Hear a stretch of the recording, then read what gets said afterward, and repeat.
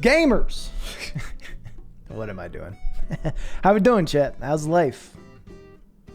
I was supposed to do some work, but then I didn't, and then I had to go live, and we're... It's gonna be a day, chat. It's gonna be a day. Tomorrow, got a new video coming out, contractually obligated to put it out, so I got a lot of work to do on it still. A lot is the wrong word, but I have work to do on it still, so I don't know that this will be the longest stream, but it will certainly be a stream. It will be a stream. Definitely a stream. We will stream today. And I was thinking of streaming content I've already done. Content I've already done.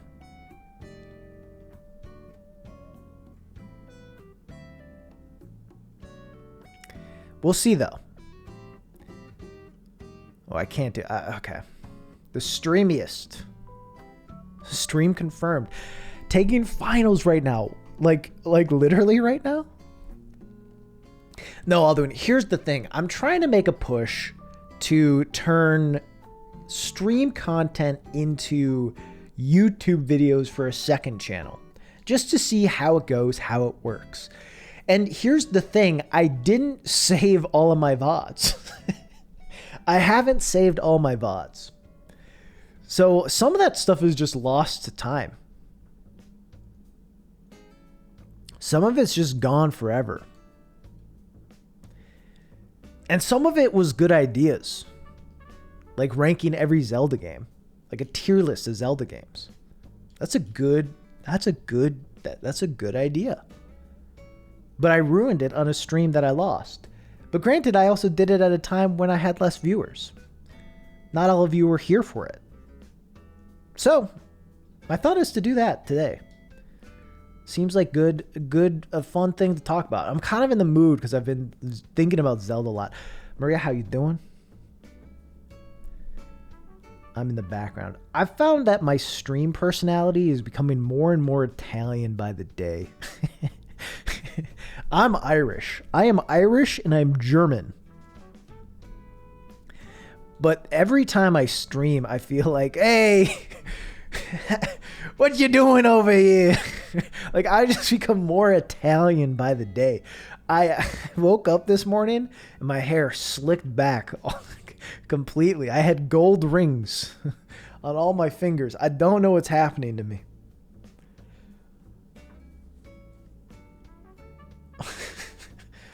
I woke up wearing a wife beater and an unbuttoned linen shirt. I don't know what's happening. Gabagool. Give me some gabagool.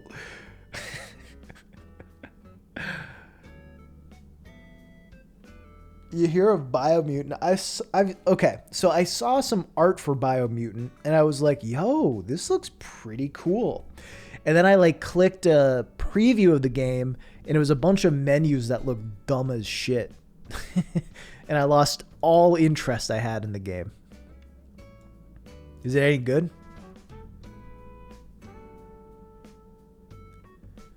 German gang. Great. Oh. Jesus, yeah. Fuck Nazis.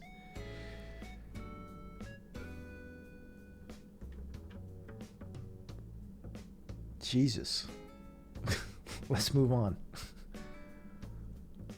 Is this stream worth my time? Never is. It never is.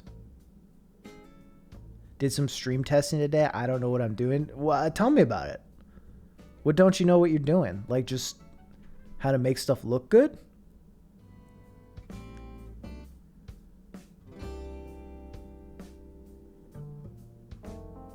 The humidity here sucks.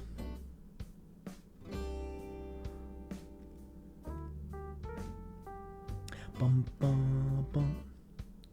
Bum.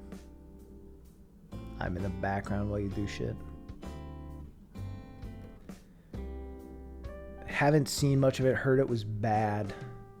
Yeah, I don't know. It just looked like a bunch of menus of item customization, which is just something I fucking hate. Just something I hate. Should I get Mankind Divided? I don't know. I've been playing, alright. I've been beating games left and right. Right and left. I beat Blue Fire, which was okay. Some cool ideas, some cool platforming. But also, you know, not great. It was fine. But I beat that. I beat Crosscode. I think I tweeted about it. That was good. And I started Disco Elysium. I'm like 10 hours into Disco Elysium. I don't know if any of you knew this, but that game's pretty good. Hey, Milo. Love the idea of item customization, but the execution. Yeah, I love. Yeah, that's exactly it. I like the idea. I like the concept, but the way like they actually have to present it is always just so boring. Okay, I can get video and audio, but I don't know how to do things like follow notifications and sounds. You can. You for sure can. Look into Streamlabs. Are you using OBS? Disco Elysium fucks. Yeah, Crosscode's very good. So you're using OBS. Go to like streamlabs.com, sign in through Twitch, and just start like kind of reading through that and looking through that stuff. Pretty much what you can do is on streamlabs.com, you can get like a link. Yeah, Streamlabs OBS is much more noob friendly, but it's worse. I think it's way worse, but it definitely can help out for the starting stuff. So yeah, you could also get Streamlabs OBS, but if you just go to streamlabs.com, you can get like, I forget the name for it, but like essentially you get a link that you can paste into OBS and then it'll have your alerts come for you. So when someone follows me, an alert comes up because it's essentially sending information to streamlabs.com, or like the text on the screen even that I have is from streamlabs.com. So check that out and do a little research there. Disco Elysium, aspects of your own personality talk to you is nothing short of fucking brilliant. Yeah, I think it's great. I would love to see that in other games. Wasn't sure what stuff was locked into. No, yeah, so all that stuff is third-party stuff to use. As far as affiliate stuff that's locked, it's like emotes.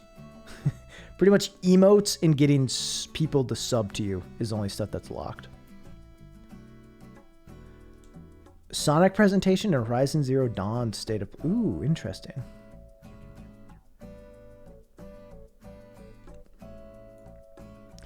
Bum, bum, bum. Chat, when Maria starts streaming often, you're going to learn that people get whiplash from me between my video essays and like how I talk on stream.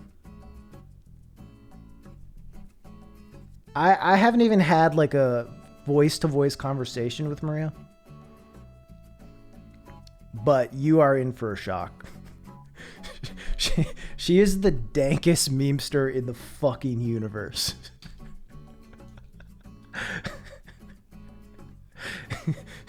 It's great. All of us video essayists who seem really calm and collected, who seem like, we're very thoughtful people. Most of us are just fucking goblins. Just goblins who struggle with social cues. See, I don't give a shit about Horizon Zero Dawn, but maybe I am interested to see what new Sonic stuff is coming out. Anyway, back to Disco Elysium. I think what I really like about that, what I'm interested about for that game, and kind of like looking at that compared to other stories, like my video idea, if I were to make one, which I don't think I'm anywhere near it, but I think what I like about Disco Elysium, all right, let's talk about The Last of Us Part 2 again, because I think that's a good example of it. A common complaint for a lot of people with The Last of Us Part 2 is that characters act irrationally, which people conflate with them acting out of character, which I don't agree with. But that's what people say, is that they're acting out of character because they act irrationally. They do stupid things. And they do. They do. That is the heart of The Last of Us Part 2, is a bunch of characters just making terrible choices based on like impulses, right? And that game gets a lot of flack for that from people. Disco Elysium, that is the game. Right? And you know, obviously I think people aren't bothered by it because that's how the game's set up. It's very intentional that that's what it's trying to do, but it's just constantly like, you know, your different aspects of your personality trying to grab the reins on you and control you and like have you given to impulses. Like so many times, like something will just come up and be like, you should do this. You should punch him in the face. You should just punch him in the face right now. Just punch him. Do it.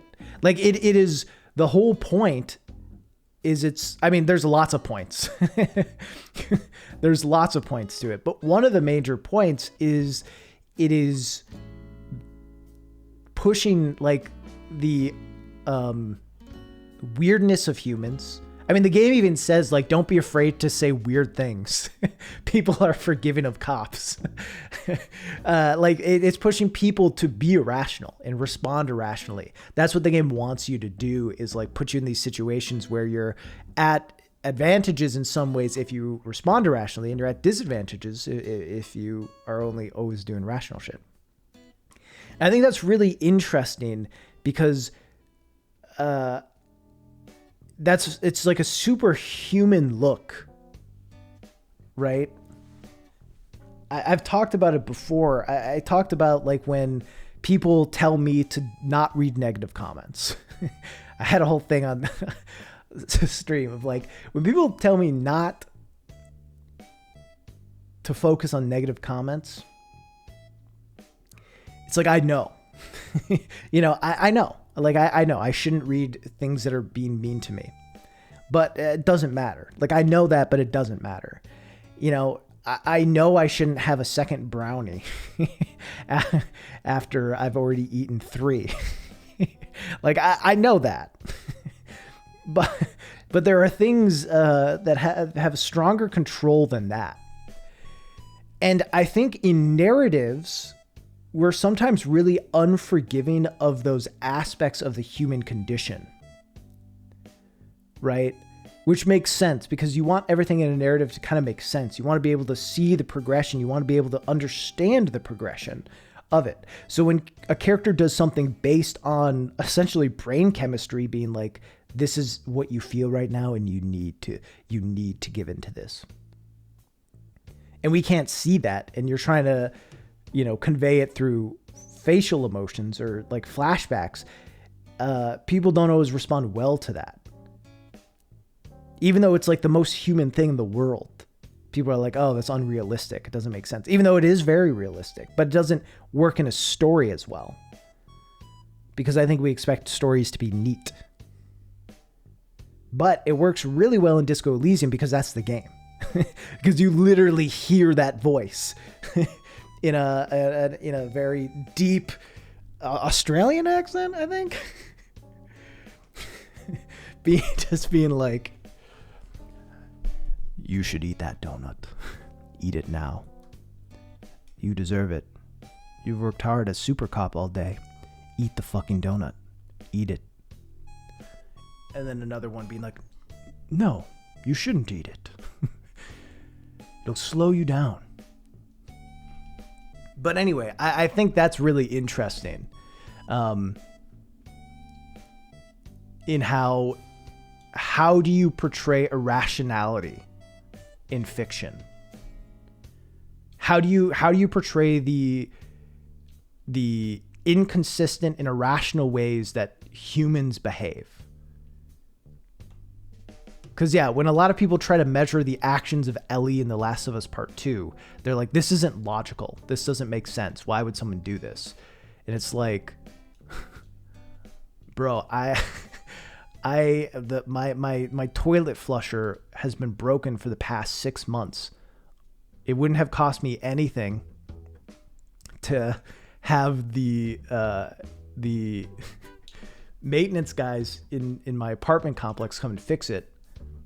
But I just figured it was easier to just live with it being a little broken and janky than take the effort to put something in.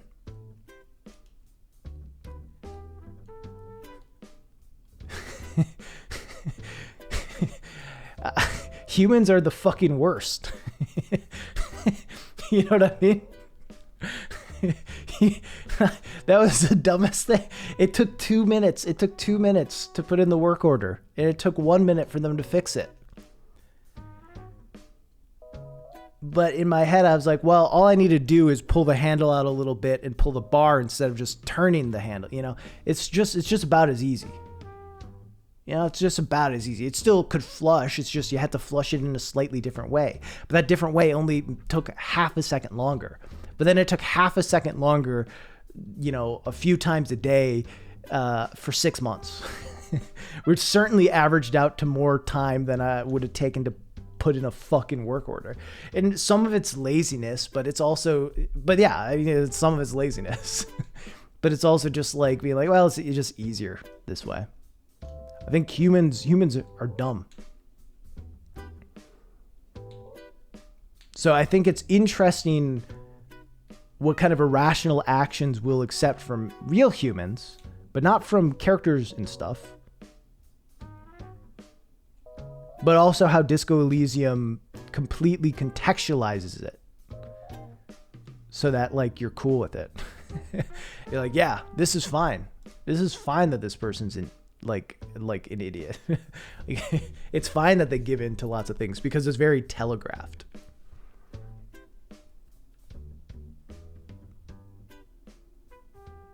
Yeah, Disco Elysium's been great so far. I'm 10 hours in. I don't know how far into the game. I'm on day 2.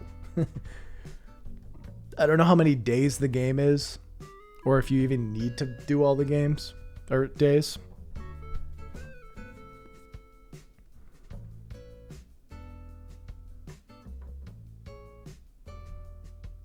See, a visual novel type game where you're just trying to avoid looking like an idiot.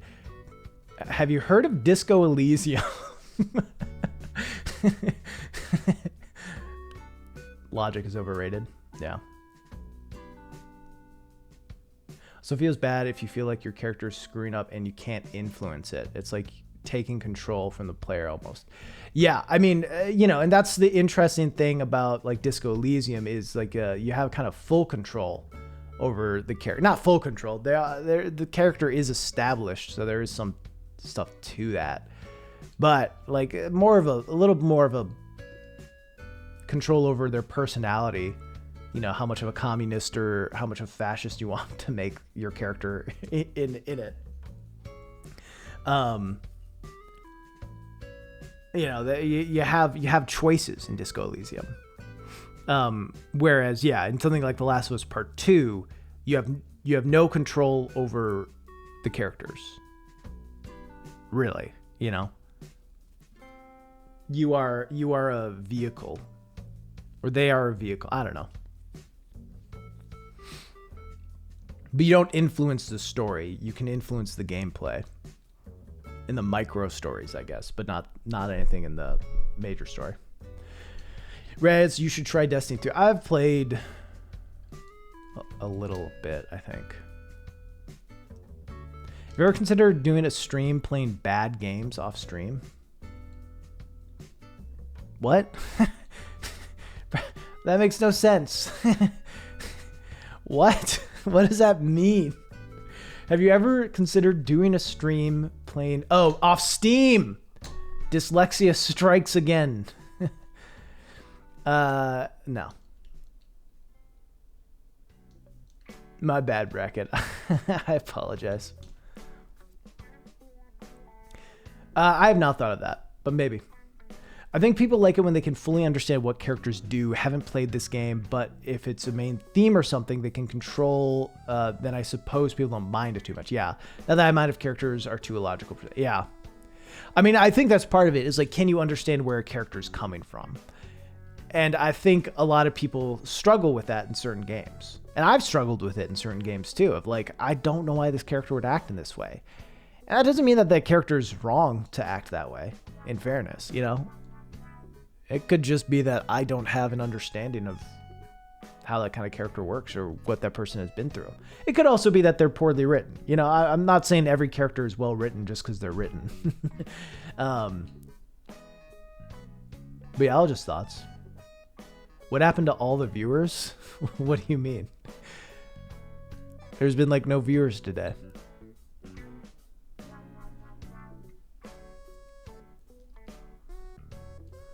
No, I haven't made it. I didn't make it intentionally. Didn't forget, but haven't done it yet. I don't know. In general, I think I've been less consistent and had less interesting content ideas. In general, once you hit partner, a lot of times stuff will dip for a lot of creators because there's kind of a hype around hitting partner and people wanting to be there for that.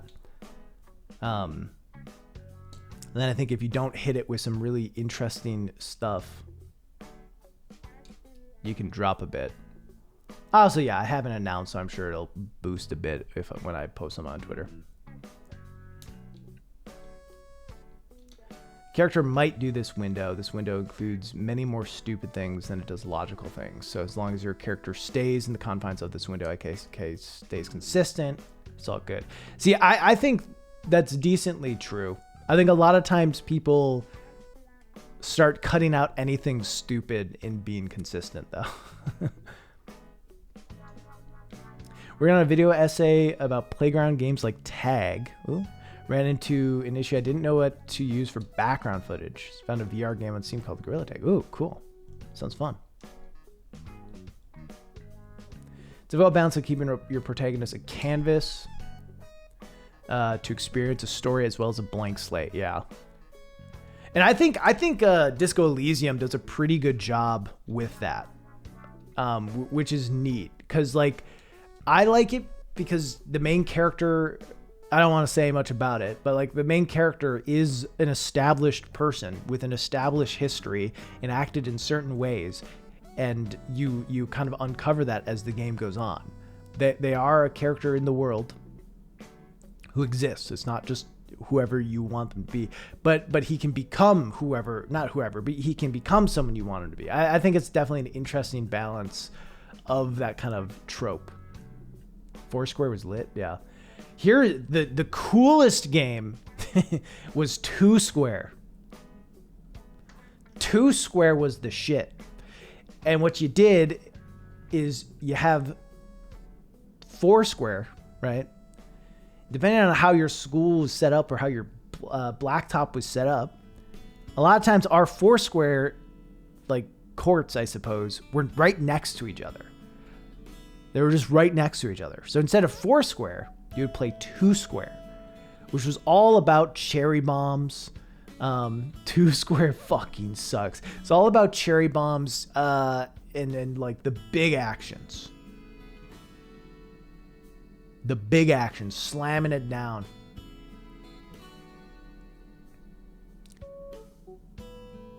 Let's go, Raz's Pog. Foursquare always had a huge line. Only 4 people could play it. That's why you do it Two Square. Chat, did you play a lot of imaginary games? I haven't played Katana Zero, by the way. How about One Square? Yeah. Sad. If I is entertaining enough to make the game work, it's probably difficult to make it work for a more sane person. I mean, that's the thing. Stories aren't going to work for every person. Ultimately, I think that's one thing we have to just accept too. Is not every story is going to work for every person. Yeah, imaginary games. Like, you run around in the field pretending you're a fucking Power Ranger. I don't know. You just make stuff up. What do you mean? Get an imagination, chat. You run around the field pretending you're super strong, fighting evil. Someone inevitably gets brainwashed and then you fight against your friends. Every 5 minutes, one of you is like, well, I power up to the 5th level, which allows me to be invincible. I beat you then. Haha, boom, boom, boom. And then you're like, oh, no, stop. That's fuck you. And then your friend's like, wow, you just said fuck you. You're in 3rd grade, bro. Chill. When life was simple. Mainly into sports, yeah. I feel like we always used to play the game where we pretended a tornado was coming. Yeah, I did that shit too. Yeah. You all start like in the blacktop and just sprint and try to get under something. Ever play Spud? I don't think so. Invincible, that's cheating. Imagine I could actually do skateboard tricks. Yeah. I remember, and this is when I lost all respect for my friend.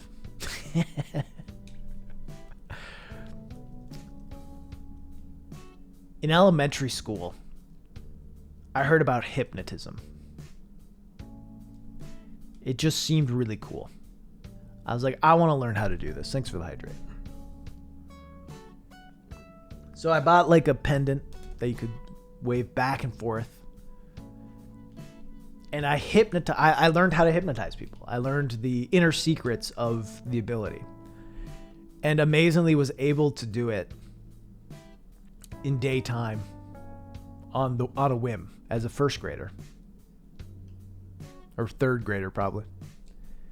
And I hypnotized my friend. And hypnotized him to think he was a Pokemon. Lo and behold, after the hypnotism was done, he was hopping around, pretending to be Pikachu. Knowing he was Pikachu. It was my greatest accomplishment. I was a hypnotism master. A savant.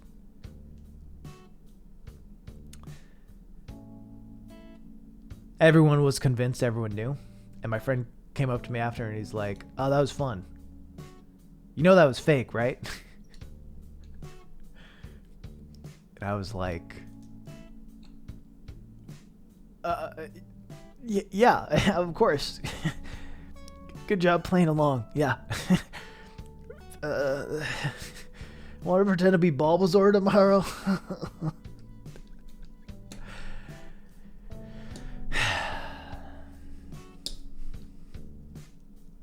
Now we're not friends. Not true. We're friends still.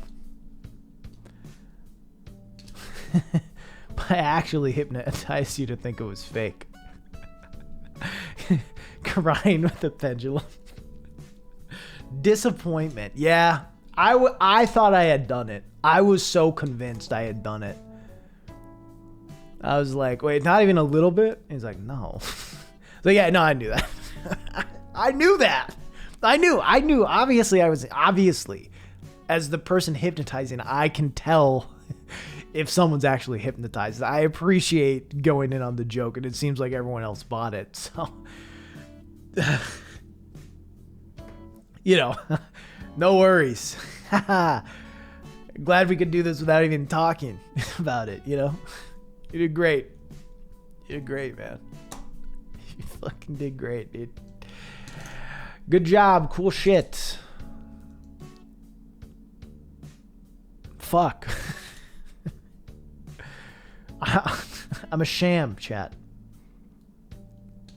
I'm a fucking sham. I was literally just watching your old God of War video. Thank you. I'm doing all right. Why does it sound like a villain origin story? And then I made a YouTube channel. Just to get back at him, the son of a bitch. Excuse me.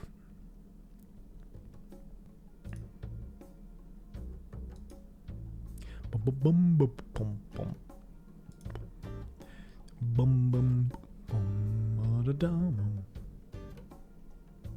there a train coming? That's a weird sounding train.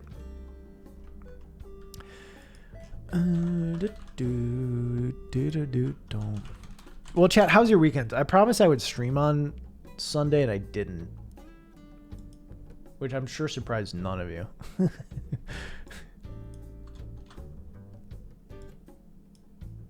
Sure, it surprised none of you.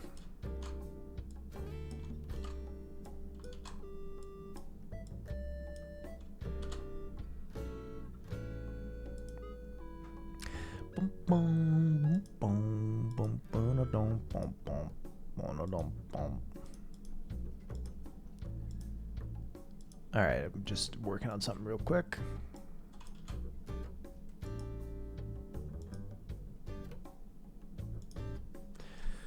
Scott the Waz is back. Good for Scott. I didn't watch his video. Got to relax after finals. Nice. Played Outriders. Cool. Busy procrastinating. Fair. Waited for the Sunday stream. I'm sorry. Revise your MOC. Mock. I don't know what that means. Thought of you the other day when I learned that there's a UFC fighter named Baz Rutten. Oh, that's true. Hey, Alpha. How you doing? First weekend after finishing my first year of college. Felt great. Congratulations. Sorry your first year of college was probably such a weird one. But hopefully it gets better. Hopefully the next year is a little better than the last.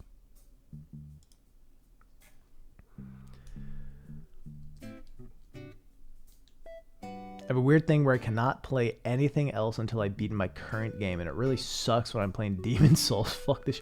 That's wild. I'm playing 6 games.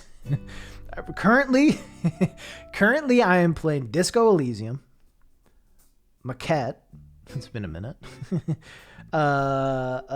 Firewatch, Resident Evil 3, Horizon Zero Dawn, and I think something else. Boom, boom, boom, boom. Yeah, at least 5. You left early to work on 2 essays. I vaguely remember that. It was wrong to play 2 things, like I'm cheating on the old one. Here's the thing. I don't think that video games give a fuck. Never stepped foot on campus, yeah. Hopefully next year you do, if that's something you want to do. And enjoy that. What's your favorite game lore? I don't know. Like game that has interesting lore? Or that presents it in an interesting way? Probably Dark Souls. Dark Souls is probably the lore I've been most interested in. But also it might just be because the content around it is the best. You know, just out here with Vadi. It doesn't get much better. Haven't been able to play anything besides Guilty Gear the past 8 months. Is Guilty Gear good? Boom, boom, boom, boom, boom, boom. All right. Let's start moving into what I'm actually doing today. This is a bad list.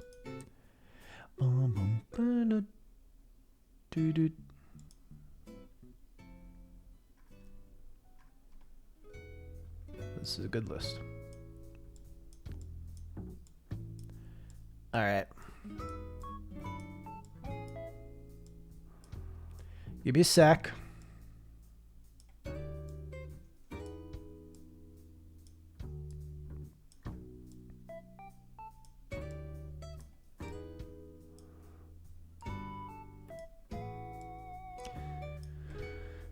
Hey, Marin. Boom, boom, boom. Time to reinstall Dark Souls 3. I've been thinking about it. I've been thinking about streaming Dark Souls 3. A lot of my friends have gone through their first year of college without ever... Yeah, it's tough. It's a different world right now. Also, simp for Vadi. I mean, Vadi just makes good videos. And, like, presents the lore in an interesting way.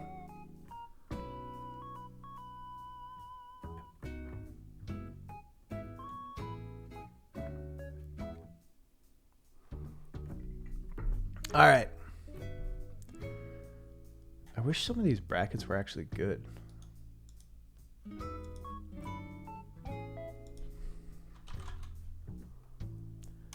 I was working on 4 to 6 at a time. Video games. I'm 10 hours in. I mean, the game is so kind of non-linear. It seems hard to fully say. I guess I can't say I have not opened up. I have not gotten past the waterway. That's like the next big time thing to happen. So I'm not to Wednesday yet. I have figured out who I have figured out. I don't know. I don't want to say much about the game. I think it's all better if, for people who haven't played it, to do it on their own. But I'm on day 2, late part of day 2, wrapping up a few things, and then excited to be able to explore the next part of the game.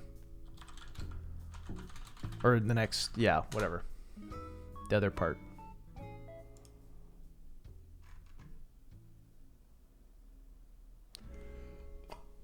Cool. Well, I think Vadi does great work. I think him and other lore video makers kind of ruined the way people look at Souls narrative. Everyone now thinks it's only lore and you have to watch someone else explain it. I don't think that's true. I don't think that's true. And I don't think I don't think he ruined it. If you're saying it's ruined, I don't think you can say he ruined it.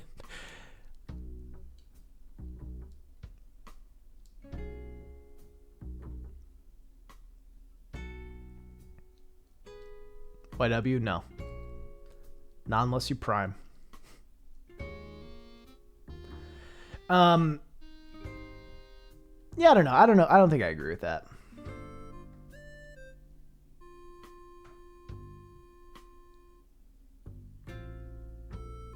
Just watch Vadi. I mean, that might just be because, I mean,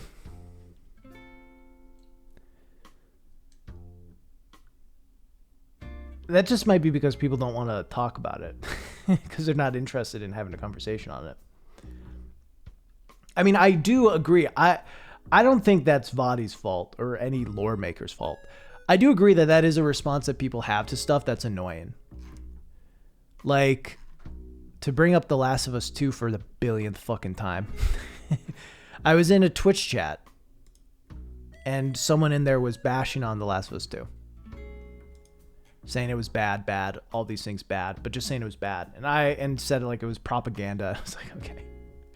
And I said, hey, can you DM me? I'm curious to see like what you think is propaganda. Because I think there are arguments actually, but it's not what they would say. You know? Like there was a good piece about how The Last of Us Part 2 kind of mirrors, you know, the conflict in the Middle East, you know, between Palestine and Israel. Like, you know, it's not proven that that's the case, but, you know, there was a good piece kind of examining that. And I'm almost positive that's not what this person's talking about.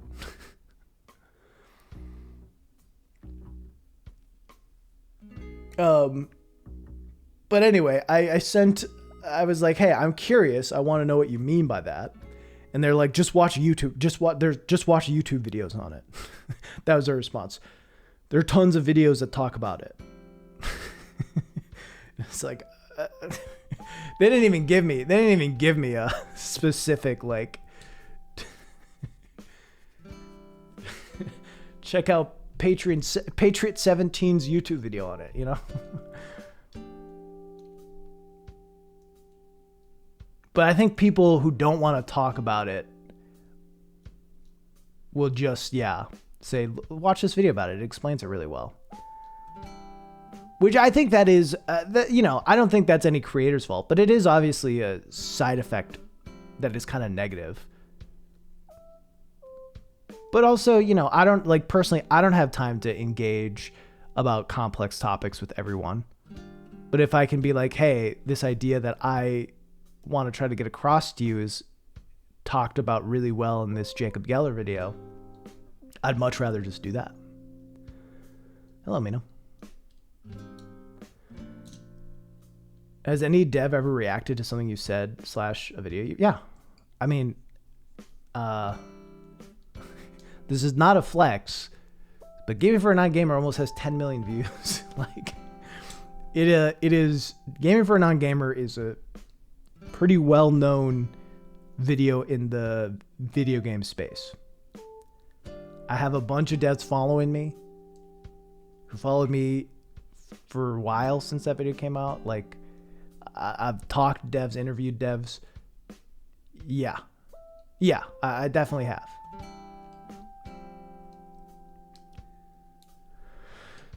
And I mean, some people found me through other stuff, like, you know. But yeah, so I have some relationships with devs because of my videos.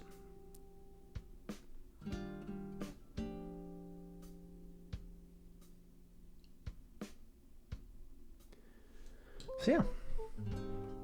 All right, chat. Here's the plan. We're going to reuse content. We're going to re-rank the Zelda games. It's just so I can make a YouTube video out of it. But we don't talk about that part, all right? That part's on the down low. But also, I haven't done it in a while, and I think I when I did it, I think I had like not nearly as many people around. I just kind of want to do it today because I don't even remember what I put. And I'm curious if I would put the same. And then I can actually remember this. Let's see. I probably can find it.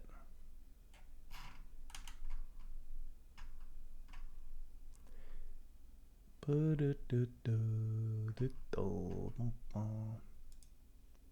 can see when I did this last, maybe. Ranking every game I played this year. I think I did it after I beat Ocarina. So it's been a while, but that sounds fun. It sounds like what I want to do today. What is your favorite show besides Avatar? How long have I been a Packer fan? Favorite show besides Avatar was Game of Thrones. It was Game of Thrones. but I can't really say that in good faith anymore. I cannot say that anymore. I don't know. I really don't know. I have not watched Fargo. Let me think on it some. Yeah, it's Raz from Psychonauts. Talking about Game for Non-Gamer, since you have an experience, what do you think would be a good first game for someone? Like, I don't know. I don't know that my series has done a good job of discovering that.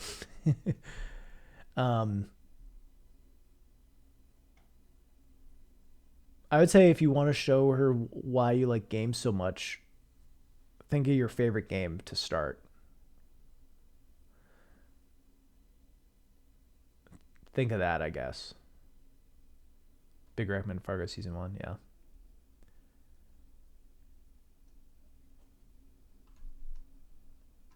Anyway.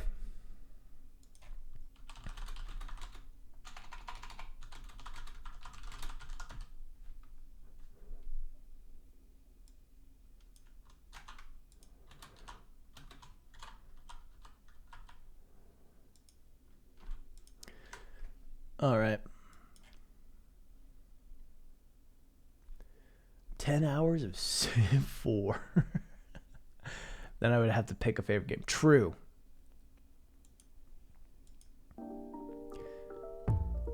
Yeah, I don't know. It's a tough question on like where's a good place to start. If you have VR is pretty easy for new players, to be honest.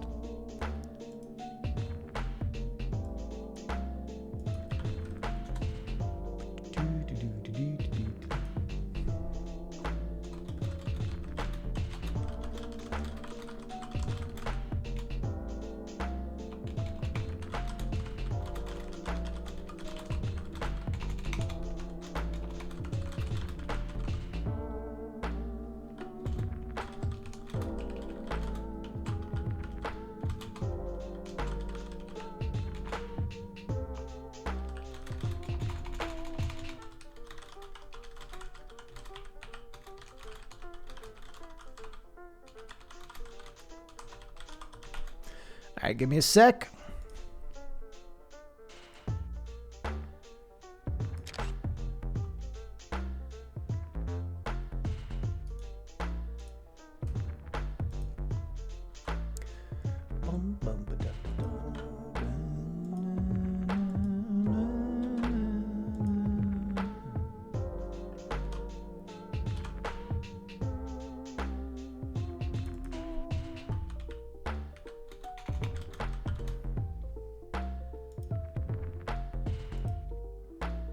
All right.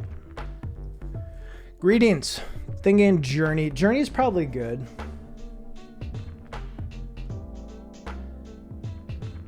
I think Journey's good. Journey would be pretty good.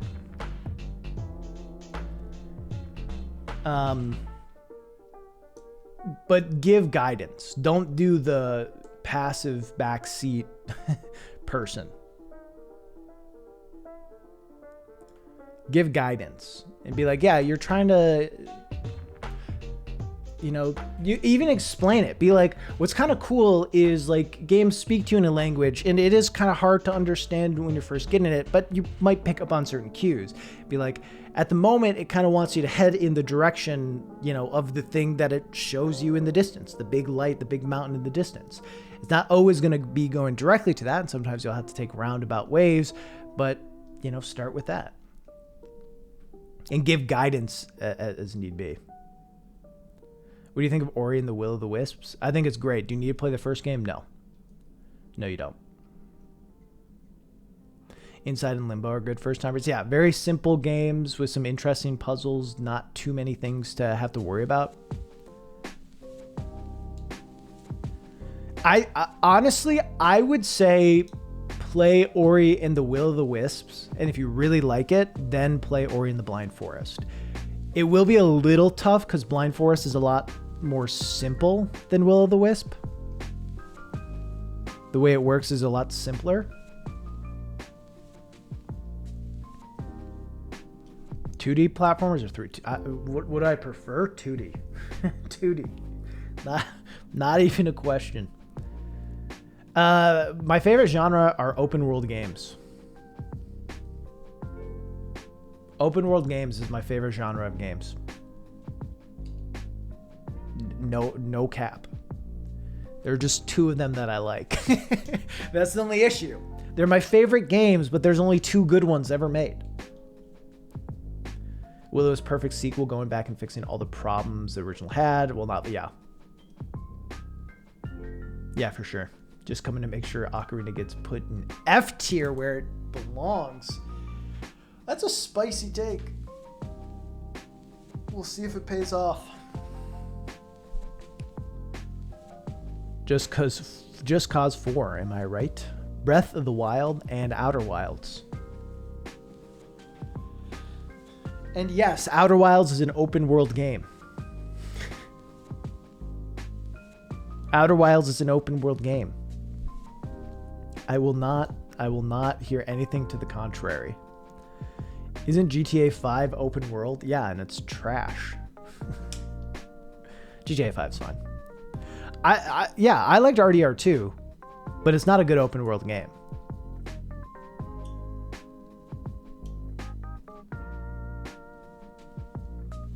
I think RDR2 could have been just as good if it were linear. Because the good parts of RDR2,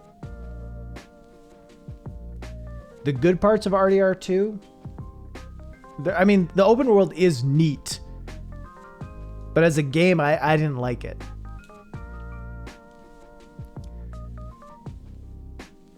But the good parts of RDR2 is it's Arthur. It's the story. And I think you could achieve a lot of that in a more linear game too. Are you at any point where you still enjoy open world games you consider bad? Yeah, sure, of course. Yeah. And I don't consider them bad. I just think that they I think Red Dead Redemption 2, I think Ghost of Tsushima, I think all of those games have really good elements and are fun. And honestly, typically the first couple hours of them are great. The first couple hours of Ghost is really good. And then when you realize it's kind of like exactly like every other open world game in that it's half trying to be a Naughty Dog game. Like it's half trying to be a Uncharted game. It loses a bit. I want open world games to actually be open world games. That's what I love about Breath of the Wild. That's what I love about Outer Wilds. Honestly, that's what Disco Elysium is an open world game. I will not be convinced otherwise. I think Disco Elysium is also an open world game. It's like truly an open world RPG.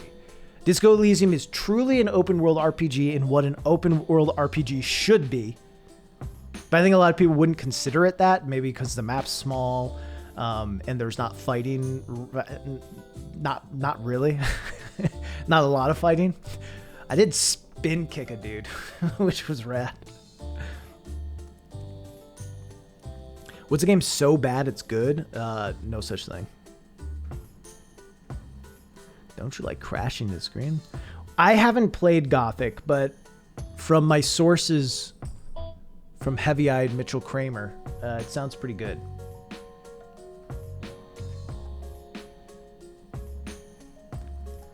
All right, chat, I'm going to use the restroom and turn off the air so that it's not loud. I'll be right back. And then we'll get started. Be right back.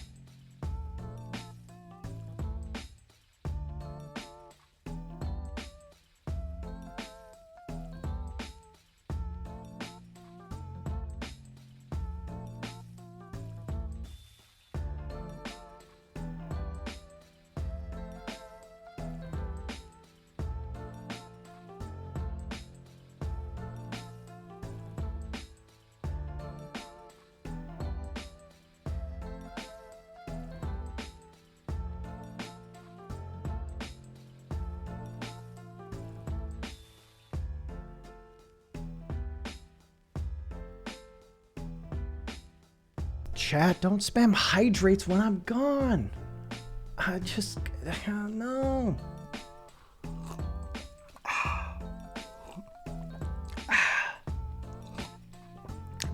Thank you for the hydrates. Skyrim isn't one of your favorite games. No.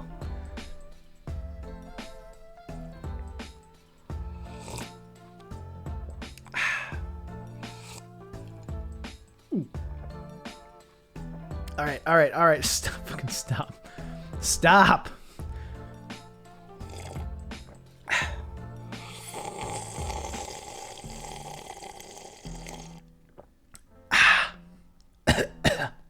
All right, last one.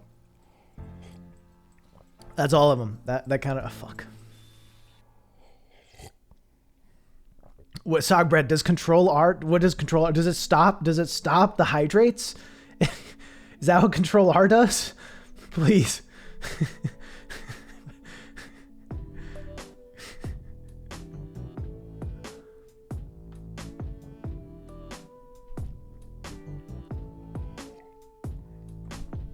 All right. I'm just going to disable hydrates. That is what I'll do. All right. It dehydrates. Awesome. We love dehydrating.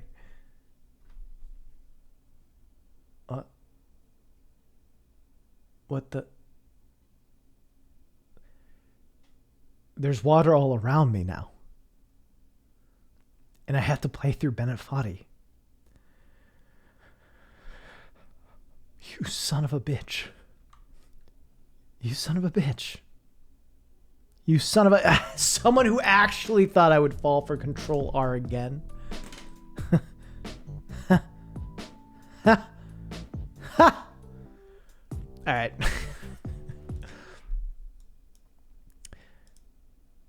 Get trolled. Get gotted. If you disable hydrate, we boycott. What are you going to do? You stop watch the stream? Thank you. I wish. You can't hurt me. Excuse me.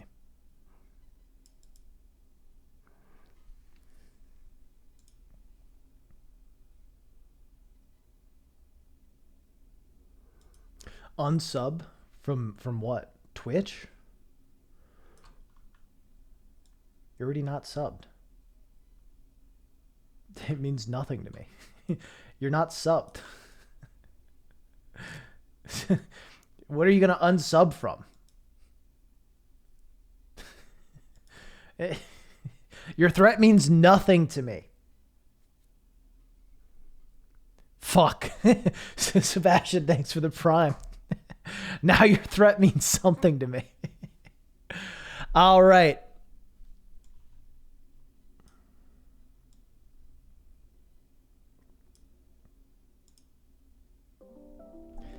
Chat today. We're doing something, I've done it in different capacities before. I've talked about it. Some of these are going to be obvious. You're going to know it. But today we are going to rank all the Zelda games. All the mainline Zelda games. And, we'll talk about each entry as we come up to it. We're going to rank them all. I don't know if you know this, The Legend of Zelda is a series that started in 1988.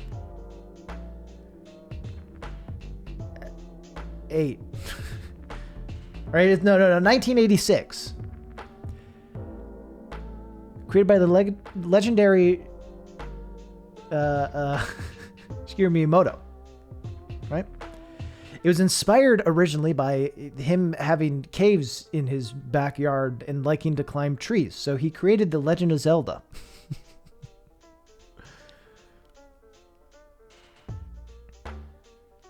Minish Cap is A tier. Fuck you. I haven't even ranked it yet. What do you mean? Let's just get Zelda 2 out of the way to start. No. We're going to do it in the order it's here, because it sounds like a good order. But yeah, The Legend of Zelda, it's one of the classic series ever. I have been fortunate enough to play every mainline Zelda entry. I've played them all. Some of them, it has been longer than others, so I'm sure my bias will play a factor there. And, as stuff continues, and as I replay probably Skyward Sword, and as I replay, hopefully soon, I would love to see a remake version of a lot of these games. If I'm being honest, that would be awesome.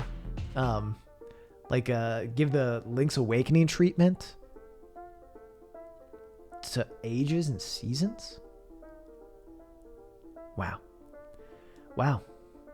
That'd be awesome. Anyway, Seasons is there. So yeah, we're going to be ranking all of the Zelda games. Look, you know some of them, but we'll rank them, talk about them, and then you can decide. Well, you'll just have to accept that my opinion is fact and correct and good. If you haven't 100%ed every single game, your opinion is invalid. Zelda 2 best game, by the way. Put it up there. All right. So, chat, we're going to just start in the order it gives me, with an absolute banger in Zelda: A Link Between Worlds. The biggest flaw of A Link Between Worlds is you can only play it on the 3DS. I think A Link Between Worlds is one of the best Zelda games ever. I think it might be one of the less played ones, unfortunately. It's super good. It takes everything good about A Link to the Past and I think elevates it. It has a really cool non-linear design where you can tackle the dungeons in any order you want. by using a cool rental system for items. I loved how open it was and how interesting it was, and I loved how it took the ideas from A Link to the Past and just made them cooler, made them better. I loved being able to become a painting on the wall and have puzzles around that. I'll say what could maybe knock this down at some point to high A, or probably keep it in low S, is that the one issue with its design is that it made it so you couldn't combine like a lot of the items, because each kind of dungeon was like, you need this item, you know, to get through. So because of that, because it didn't say like you need 2 items or 3 items, it made it so it could really, each dungeon could really only focus on puzzles around that one item, which is pretty common for Zelda games. But I think the coolest Zelda games will reincorporate older items and see how they mix with newer items, which can be very, very cool to see. And from my memory, that last dungeon in this game does that too, and that makes it one of the cooler, more memorable ones. For me, it's an easy yes. For me, it's an easy yes, though, because like it at a time when Skyward Sword came out, and everyone was kind of like, who, Skyward Sword, bad. Skyward Sword, not great. Skyward Sword, really handholdy. I think a Link Between Worlds was the first like push back against that. It was like, hey, Zelda can be really open. Zelda can be a lot of things. And I think in a lot of ways, it tested the water for what Breath of the Wild would become. Seeing fan reactions and responses to it.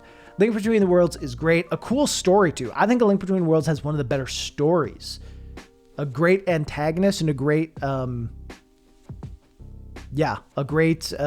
anti-hero. That's not a great, like, sympathetic villain, rather. Good. Majora's Mask 3D F tier shit game. I haven't played the 3D. I'm focusing on, by the way, for this, I'm also mostly focusing on like the original release of it.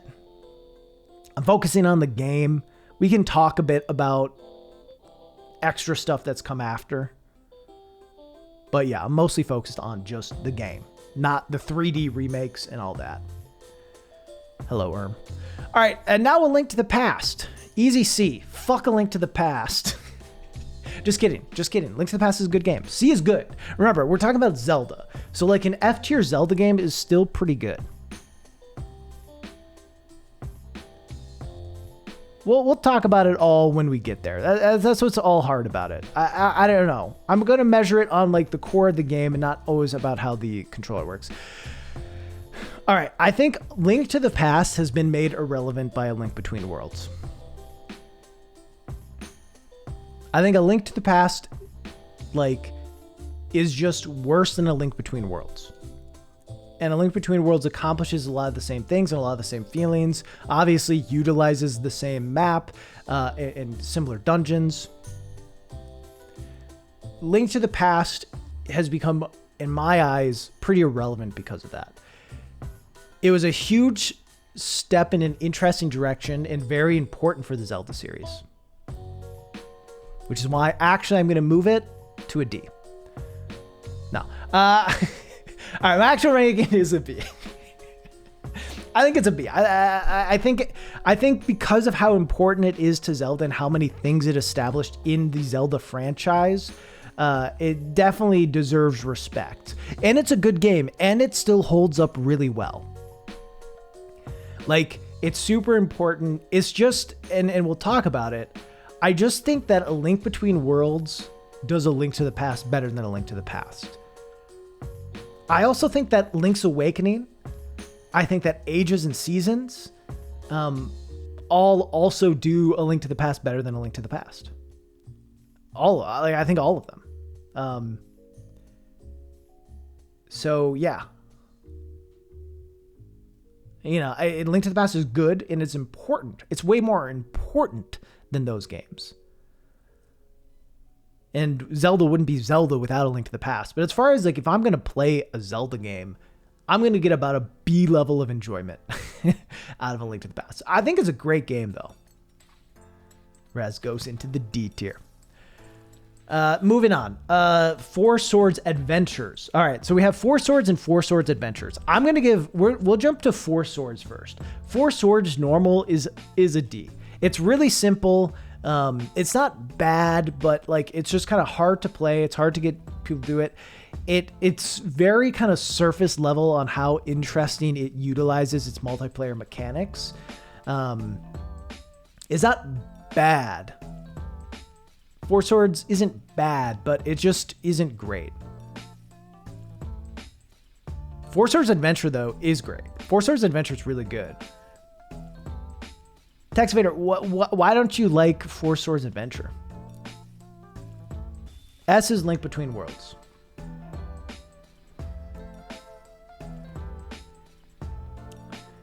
I think Four Swords Adventure is great with the caveat that you have 4 people to play with. Without 4 people to play with, it's a low C, maybe high D. If you have 4 friends to play with, then I think it's a pretty solid B. I think it's when you have a good group, all 4 players having their Game Boy Advance plugged in, and you're having that competitive streak with your friends. It is just so much fun. It's like the levels are great, the puzzles are interesting. It's really fun to try to, get rupees before your friends can, to pick up your friends and throw them around. It's just like one of the most fun multiplayer experiences I've ever had. That's what's always tough about multiplayer games is like you need good friends. You need good people to play the game with, and it's going to be better when you have people to play the game with. So yeah, I think, so I don't know. Should I give it a C then? Here's a playlist, by the way.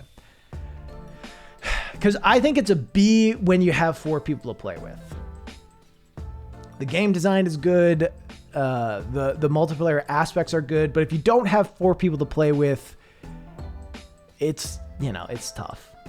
It's not fun to do all the stuff on your own. It loses a ton of elements that make it special. So yeah. If I'm saying it's a B with 4 players and a D probably without, we'll say a high C. I think it's a solid game.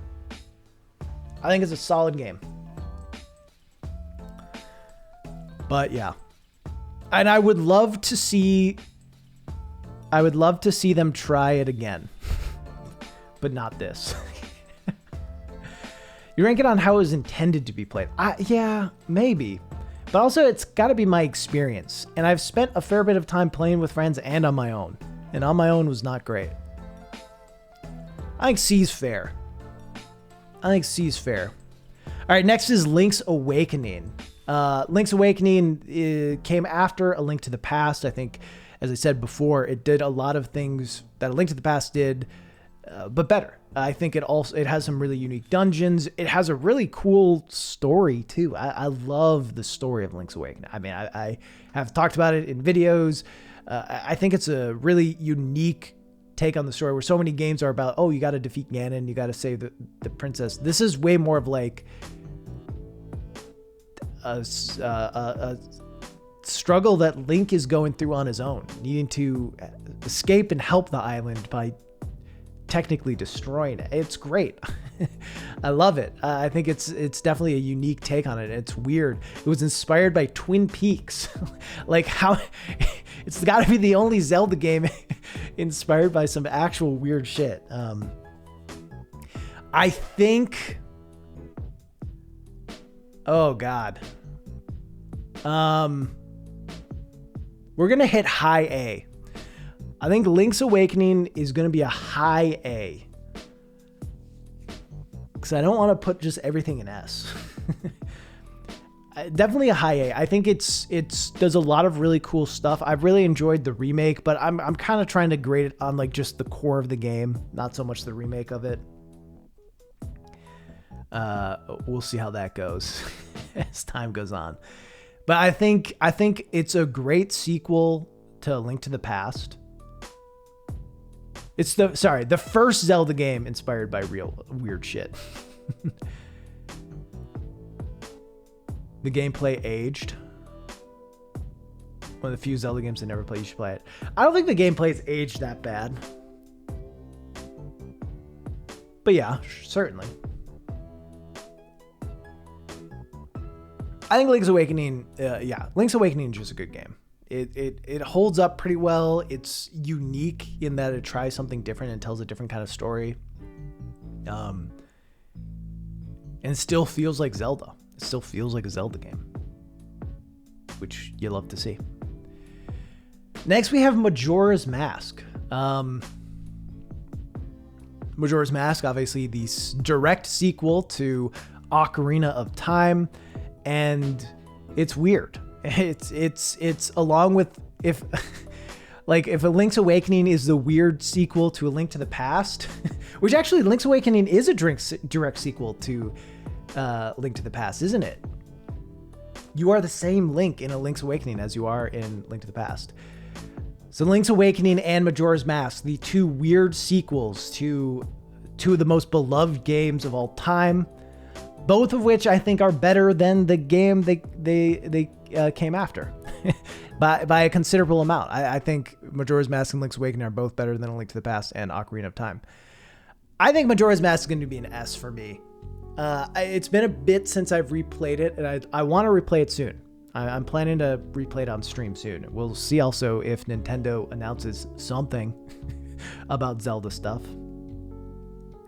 I think, listen, it's got all of Raz's things he needs in a game, right? A little bit of an existential crisis. Time loop. A way to cover your face so people can't see your true identity. This game was practically made for me.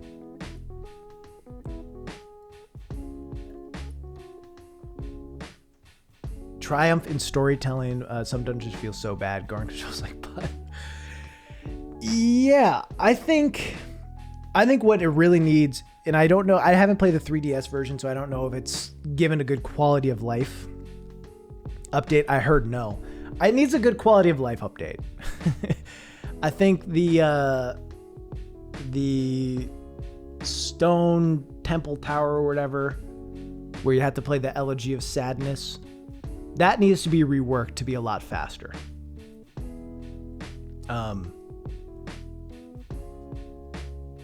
But I think the game holds up a fair bit. I think it's really beautiful. It's got just an incredible aesthetic. It like uses all of the assets of Ocarina of Time, but they feel so odd. They feel like so different despite being so many of the same character models. Just the situations they decide to put them in is incredible and terrifying and sad and scary. It's just really neat.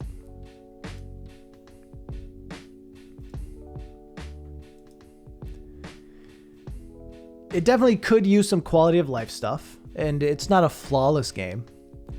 But I think the choice to have you not just be Link all the time and let you be different versions of, Goron Link, Zora Link, Deku Link, it's honestly wild. It's wild that they did that.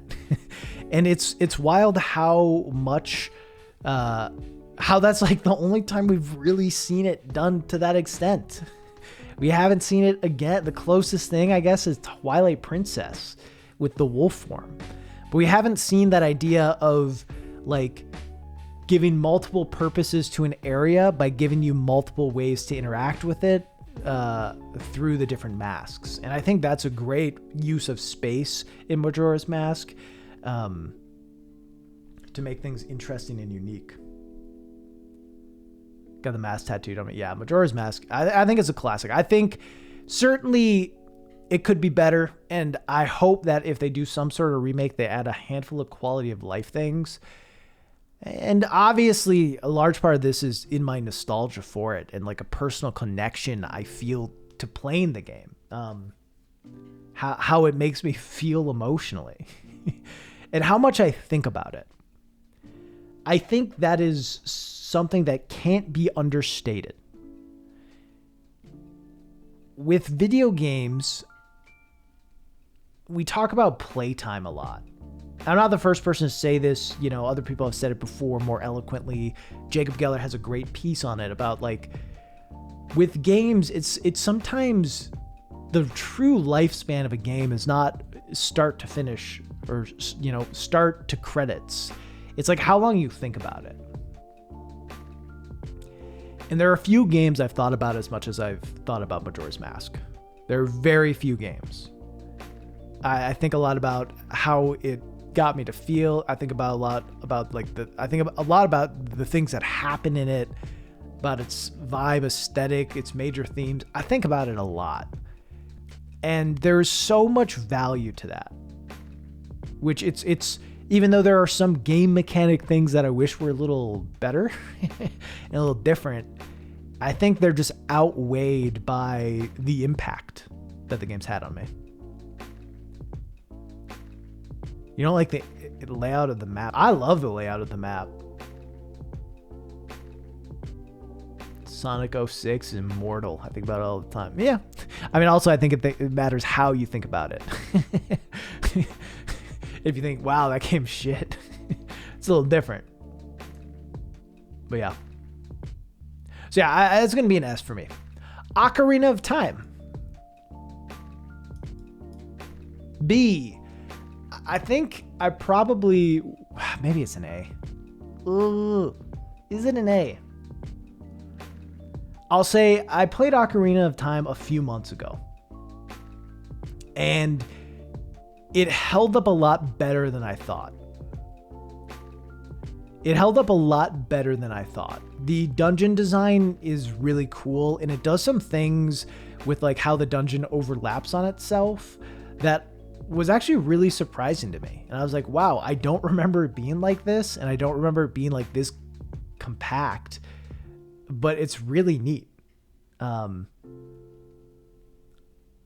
I think it's got good dungeons. It's got a lot of good dungeons. I mean, a Forest Temple is great. The Water Temple is honestly good. Spirit Temple is the best in the game. Spirit Temple is actually one of the best dungeons, I think, in any Zelda game. Spirit Temple is great.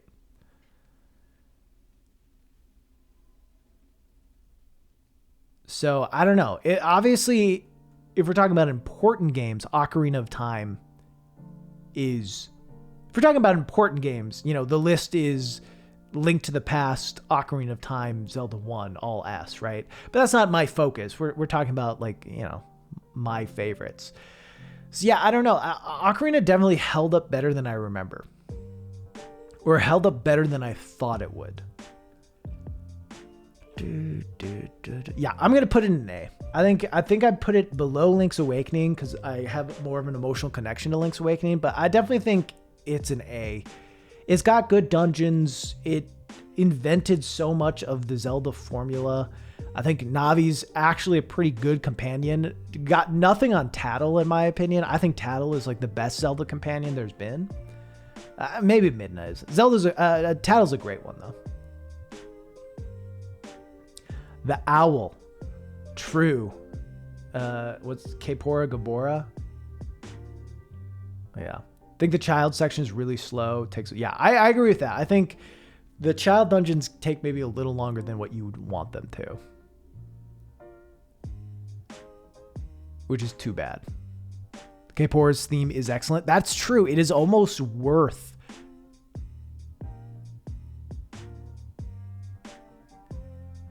sorry, I lost my train of thought. It is almost worth having to listen to him talk over and over again, so that you can just hear the theme.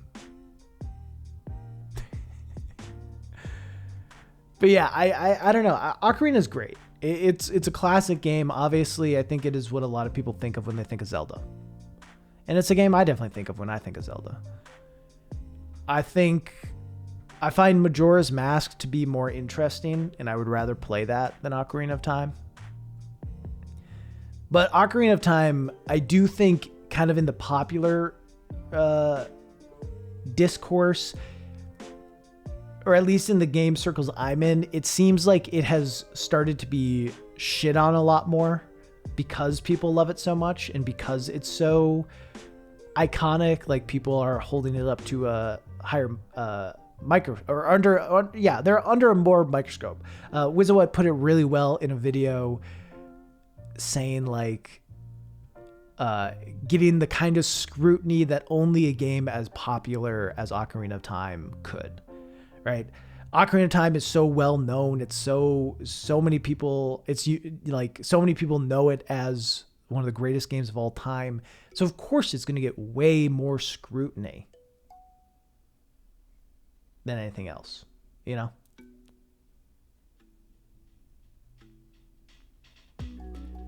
It's just how it goes. It's so popular, it's impossible for people not to hate on it more than other stuff. But yeah, I think it's great. I think it's a great game. A seems like a good spot for me. Really good burger. Majora's Mask is a burger with a bunch of new sauces, and the burger has a backstory that can make you cry. True. I'll say one thing about Ocarina. Javid's video, Good Blood, has a great Ocarina of Time video that made me respect a lot of the themes a lot more. All right, Ages and Seasons, both great games. Ages has you transporting between times, and I mean, Seasons technically does too, but having puzzles through different seasons. They are pretty similar games. They do a lot of similar things, even though they are different. You know, they have different content, different puzzles, dungeons work different. Like, they're different games, but obviously they kind of feel like one really, really long game. One really, really long game instead of, two different games. I'm going to put them both in B. What do I like more? I think I like Seasons more than Ages. Yeah, I think I like them more than A Link to the Past. Again, A Link to the Past is a more notable game. Obviously, it's more notable. It's more important.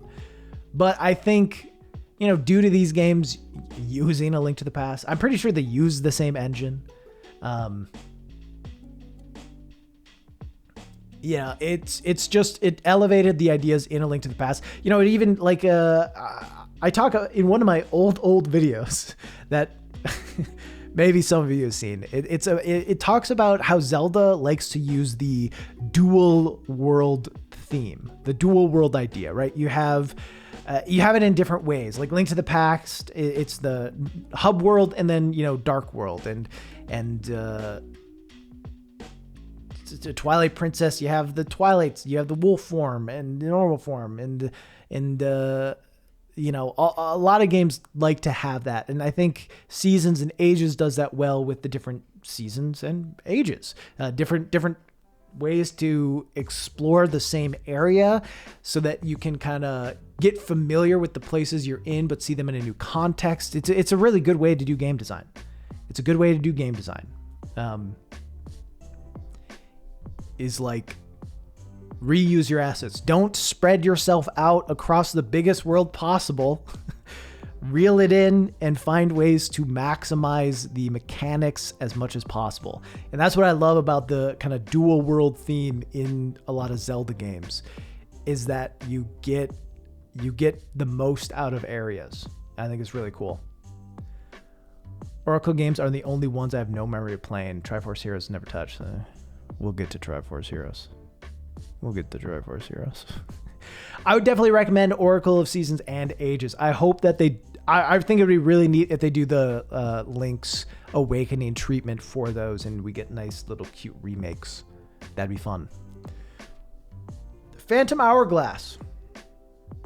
Phantom Hourglass is a D from me. It's not bad. I should say, I think even a D on a Zelda list is still an okay game. Because I think Zelda is better than most games. Majora's Mask, where it belongs. Let's go. Good taste. Good to know, Raph. I think even a D, like Phantom Hourglass is okay. It's not a great game. It's just like, it does Wind Waker, but handheld and worse. It does Wind Waker, but handheld and worse. It has a couple interesting ideas with like blow into the microphone to play the flute. Oh yeah, that's cute, whatever. But then you get spit all over your DS, and no one fucking wants that. No one wants that. I think the control was also a little weird with both of these DS entries. We can do Spirit Tracks now too. With both of these DS entries of like using the stylus to move Link around, it's just that is not the optimal way to control a character in an action game. In a game where you're dealing with combat and have things coming towards you, the dragging the stylus around and having Link follow, it is not great. It is not the best way to do it. And it's too bad because they definitely didn't need to do that. Like they didn't need to have that be the control scheme, but unfortunately it was. I will say, yeah, a lot of personality to these games, which is why I don't think they're terrible. I think the characters in this are good. Having Tetra back is great. Linebeck in Phantom Hourglass, super interesting, funny, dumbass character. You love to hate him a little bit. Like it's a kind of character that's really fun to be in a Zelda game, and fun to have it be like such a prominent character in a Zelda game too. You're saying Phantom Hourglass, Spirit Tracks had the best map usage. When you say map usage, like being able to draw on the map and mark stuff like that.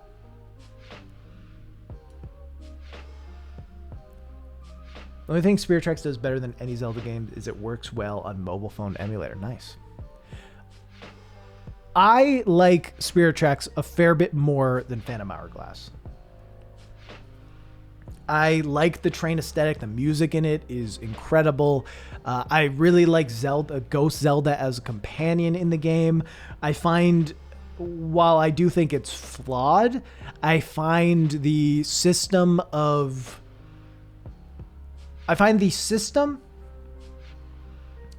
continuing to go back to the same temple that you get a little more access to as you get more like items and whatnot, and beat more temples, and going back to this main temple to go through more of it is really a cool idea thematically.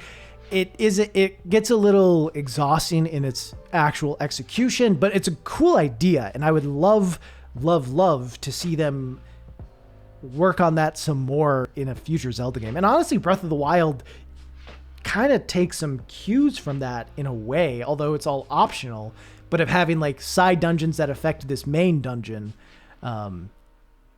Yeah, I like that idea. I like that sort of thing a lot. So yeah, I think Spirit Tracks and Phantom Hourglass are both fine games. I would like to replay them. I don't think they're worthless, but they're definitely, just because of how they were made and how they control, definitely a step below some other stuff.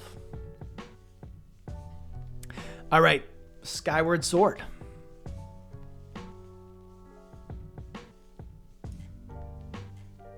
No.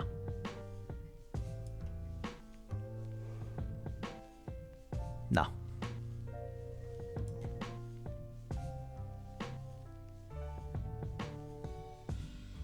No.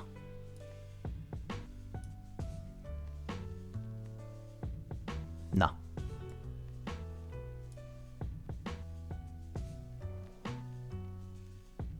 No. Definitely not. It is a C. Skyward Sword's like a C. A low C. A C minus. Maybe a D plus. I think Skyward Sword has the best dungeons in Zelda. I think it and Twilight Princess have kind of the best dungeons in Zelda. It's really creative ideas, some cool use of mechanics. It is hard to get over the failure rate of the Wiimote. I didn't have a ton of issues. It worked decently well for me. But it didn't work perfectly. And the fact that so many people had experiences where it just didn't work at all with the motion controls, that's a problem. I think it's better than these. Actually, I guess it's kind of high C for me. I'd rather play this than these, probably. I think looking back now and seeing what I value most in games and most in Zelda games, Skyward Sword is just pretty lacking in that. It's got an interesting story. It's got an interesting Zelda. I think its cast is great. I think the Zelda in Skyward Sword is really good. Groose is...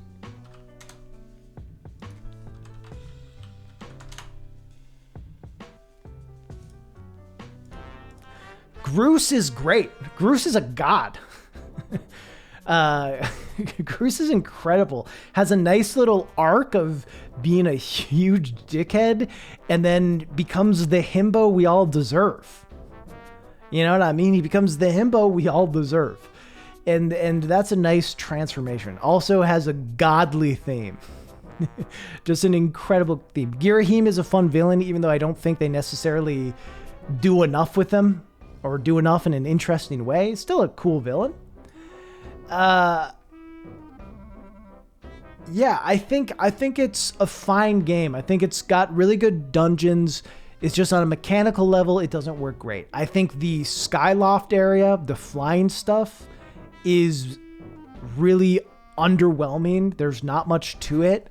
It seemed like it would have the promise of Wind Waker's Ocean, of, you know, coming across different islands to just jump into some little temple or puzzle or mystery and get rewarded, or having, you know, the promise of there being just, oh, what's this sea battle? Cool. Or, oh, seems like there's a ripple here. I wonder if there's a fish. Like, there was so much to do in Wind Waker Sea, and I think a lot of people hoped that Skyward Sword Sky would feel similar, and it doesn't.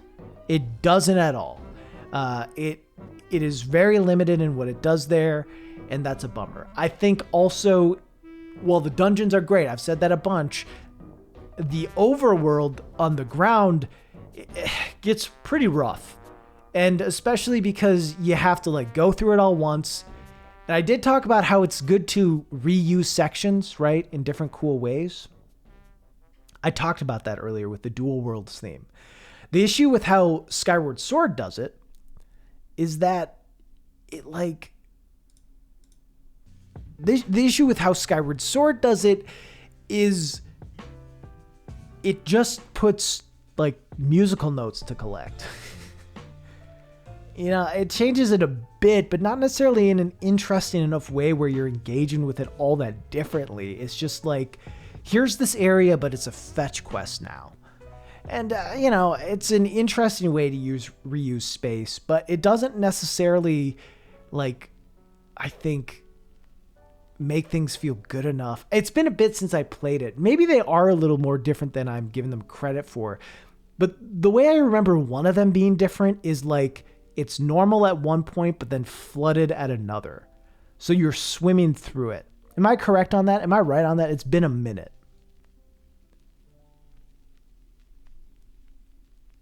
Like, one area is different because the whole thing is like flooded with water. And it isn't the first time around. But the issue with that is swimming in that game sucks. Like, sure, they change up the area, they change it a bit, but it's not like swimming in that area is fun or good or cool.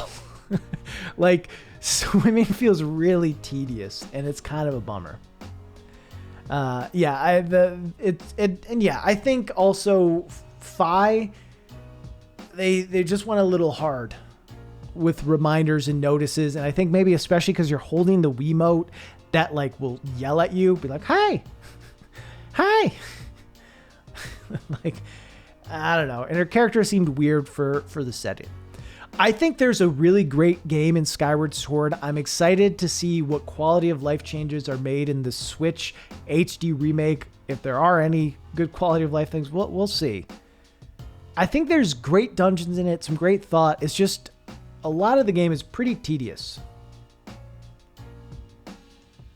That's what I'm saying. The dungeons are great. The boat dungeon is incredible. It's one of the best Zelda dungeons ever. True. Buy the amiibos. Buy all the amiibos, and then you'll get good game. Then it'll be good game. Best dungeons, easily top 3 fun, interesting stories, and some of the best bosses. Yeah, everything else is mid to bad. And I think it failing, like the Wiimote stuff not working consistently for a lot of people is tough. And like, you know, it might be like I've heard other people say this. I can't remember exactly who said it first. So sorry for stealing your shit. But it's like, let's say the controller fails 10% of the time. That doesn't seem like that much, but it's also like 1 in 10 swings then won't hit the mark right.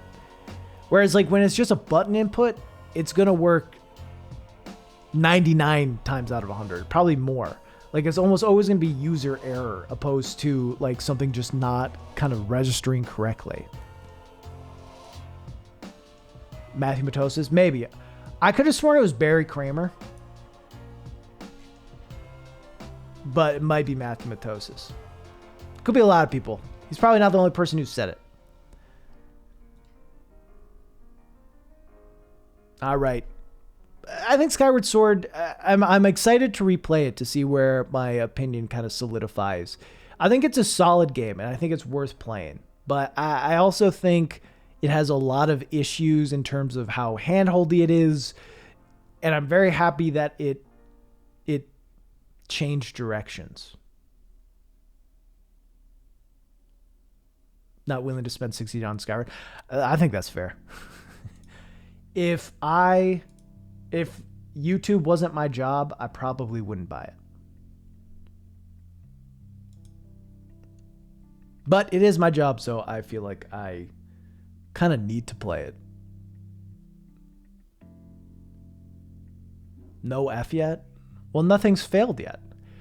And now we have Zelda 2. Look, I can't rank. I can't rank Zelda 2 yet.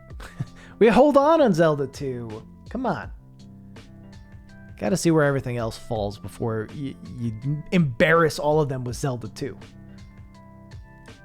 You know what I mean? We got to be careful. All right, Zelda 1. Zelda 1's a tough one. I think Zelda 1's a really, really cool game. I think it's really neat. It does a lot of awesome things. Obviously invented Zelda. Like it is Zelda. It is the heart of what Zelda does and what Zelda has become. It's hard to play now. It is really hard to play. It's important. Yeah, it's important, but I can't play it. It's tough. I don't know how you beat this in a reasonable amount of time without using a guide. It's really fucking hard too. It is really hard. Like brutal. Like how tough fighting is in the game. I think I'm going to give it a C. I can't fathom putting it below Skyward Sword.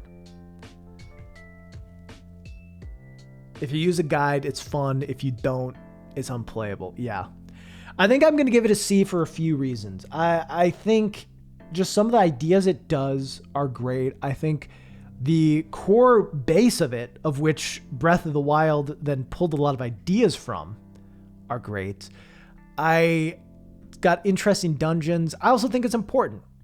I think it's important, not just, you know, I've been saying, like, if we were just ranking it on, like, how important the games are, obviously Ocarina of Time would be number one. Link to the Past would be also up there, maybe number one instead, and the first Zelda would be up in S as well.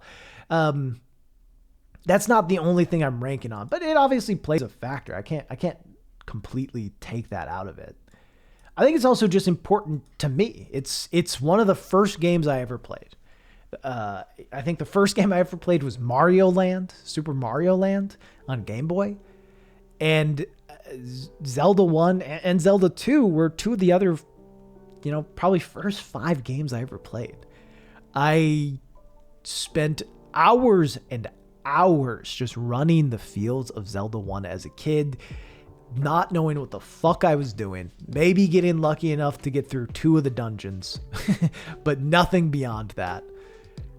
And I loved it. It was so fun, and I loved it. I love stumbling upon secrets. I love finding fairy fountains. I loved it. And I think it's important to me in terms of my interests. I think it's important to Zelda in terms of where the series has seemingly moved a bit. But yeah, it is hard to play. It is hard to play now. How much do you dock something for relying on written guides to be completely reasonable quickly? I don't know. It's tough. I mean, you're right. It probably deserves being docked. I don't have a hard and fast equation for it. By the way, hey Mitch, I don't know if I said that before. Like the freedom, but hell, the dungeon's bad, confusing, uninteresting, combat focus in the combat. Yeah, combat is pretty rough in it. The jump, it's interesting because they went Zelda to Zelda 2, and then to Link to the Past. Which Link to the Past, I think, has pretty dang good combat. I think they've elevated stuff as time has gone on. But it's got pretty good combat. And they did that jump between Zelda 2, which like had a completely different system. So it's pretty cool. Weren't guides really common? Yeah, guides were pretty common. I mean, like they'd release stuff and there'd be like Nintendo Power stuff. I mean, that's how a lot of stuff and information and secrets about Zelda was learned. I mean, granted, some of it is that idea of like sharing it on the playground, right? But a big part was people would get an issue of Nintendo Power and there'd be like an article of like, have you tried to drop a bomb on the eye in Zelda 1? Like, is that Turtle Rock? Is that where it is? Is this it? Have you tried? Like it'd be hints like that or telling you to do stuff. Scott the Waz said, Zelda 1 is for the kid who had the entirety of summer break to play the game. Yeah, and I think that's interesting. I think that's a good point of it too, is like games used to be consumed differently. Like granted, we still look for hours, but like the playtime of Zelda 1, and when you look back and see how people played Zelda 1, it's wild. They would make like maps. Like, so there are so many stories of people putting together grids of papers of their own homemade maps with little things written on it, notes everywhere. That was like a thing people did. And it's pretty great. It's pretty cool for that. Granted, again, in the modern landscape of games where things aren't as opaque and where we have thousands of games to play, it's hard to justify it. It's hard to justify being able to put an unknown amount of time into a game. And also putting an unknown amount of time where you're maybe not going to be making progress during a lot of it. Because that's part of it. That's a pretty big part of Zelda 1 is if you are doing it without a guide or with partial guides and trying to just discover it, there might be 5 hours where you figure out nothing. Where you slash every bush or try to light it with a candle and nothing happens. And as a kid, when you're 8 and like video games are new and Fortnite doesn't exist, that's fine. That's fine. That's pretty cool even. But now when it's like, well, that's not what video games feel like. Video games we've become conditioned to expect more progression from video games. And it can be cool to still have those things where it's a lot of player-driven discovery. But also, it's tough. It doesn't hold up as well. Talking in the schoolyard, writing out plans. Yeah. I mean, also in those days, you could just like, there were so many rumors and things you could lie about games and no one could really check you on it. Some games like Fallout 1 need a guide because there's a timer on it. You can't waste time. Yeah. Booklets came with pages at the back for note taking. Yeah, I mean, that's a really interesting point. It is like, They expected you to. They expected it. It was part of the design. So yeah, great game, important game, does not really operate well in today's landscape of games. Wind Waker. Wind Waker is a solid ass A. Wind Waker is a high A. I need to replay it, admittedly. It is on my list of stuff to replay. It's been a bit. I think it's probably been 5 years since I replayed Wind Waker. Maybe 6. Maybe 7. Maybe 8. I don't fucking know. It's been a minute since I played Wind Waker. So maybe some stuff would change my mind on it. I think though, like, the world of Wind Waker is really unique. The music is good. The dungeons are okay. The dungeons bring it down a bit from what I remember. They're not bad. Some of them just get a little tedious with the companion stuff, which is a bummer. Like, I don't necessarily think all the medley and maker stuff is great, but the dungeons are okay. Windmaker music smash. So here's the thing. If Skyward Sword has some of the best dungeons,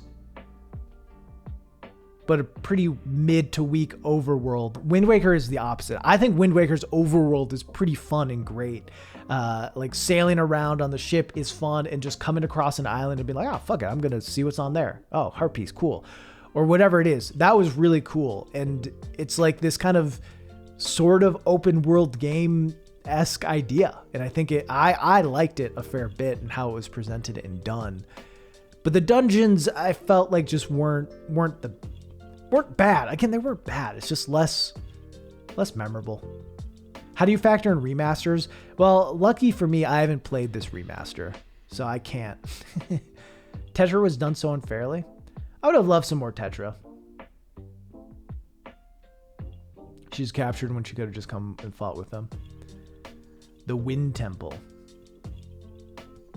Yeah, there's some tough temples. Wind Waker's probably the easiest Zelda game. I don't remember. I played it. It's been a bit. I mean, I don't know that. I mean, chat, are Zelda games hard? Are 3D sorry, let me rephrase that. Are 3D Zelda games hard?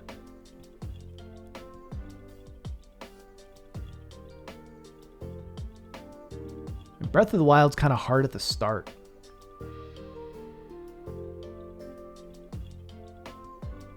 But it's not that hard. Wind Waker is definitely super interesting visually, but kind of empty at the same time. Yeah, I think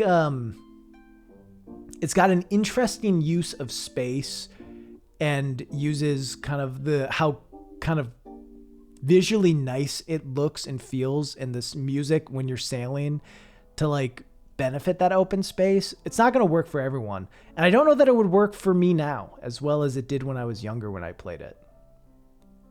So we'll see. I'm interested to replay it, but I really liked the overworld of Wind Waker.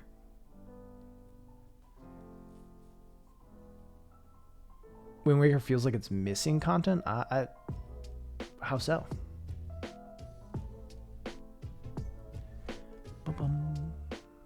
I'd say Zelda games are hard. They're not like brain busters, but they can be obtuse. 3D Zelda games, though? I just don't think Ocarina of Time is hard. The third pearl. Oh.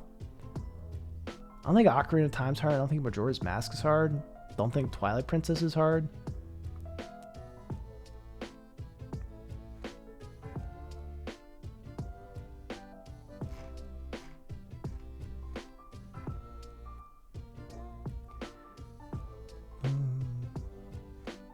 Watch someone who hasn't played OOT or MM ever pick it up. Maybe. Water's a good choice, but also limited. Never felt like Breath of the Wild was empty. Yeah, I mean, Breath of the Wild was a lot better. Yeah, I don't know. It's tough because I don't necessarily disagree with anything all of you are saying. But my memory of it is pretty good. But I get the feeling I'm going to replay it and bump it down to a B. I'm willing to admit that this is because I haven't played it in a while. I don't want to put it above Link's Awakening.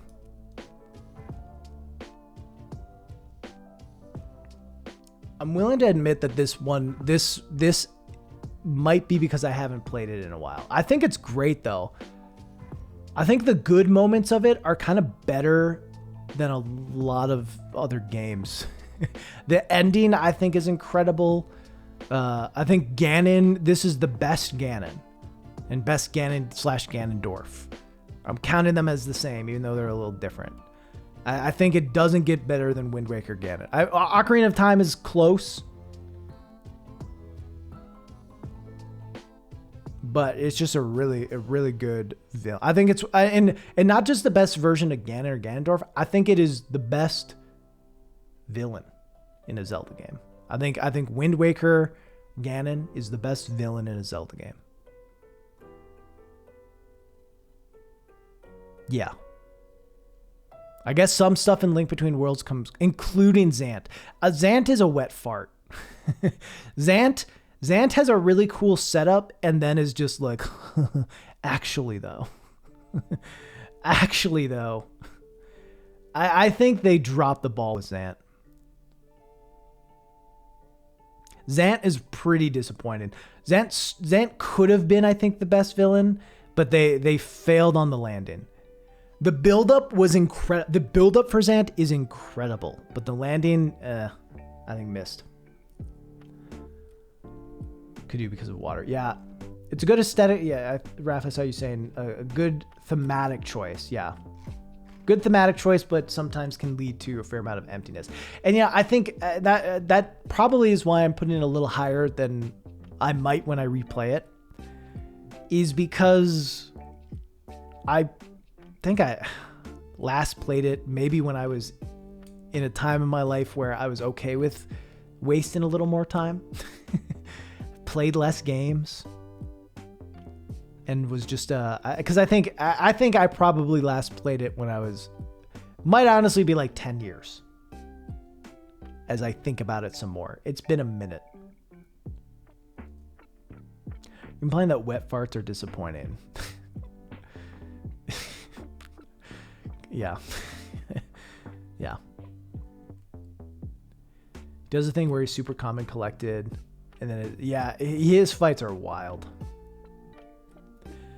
Wind Waker Ganondorf is his best actually because they give him a hint of an understandable motivation you sympathize with. Also his design, his design is so cool. Yeah. Yeah, you're definitely right. Looking back, they definitely do Tetra dirty. They definitely do Tetra dirty. Because Tetra's such a cool character.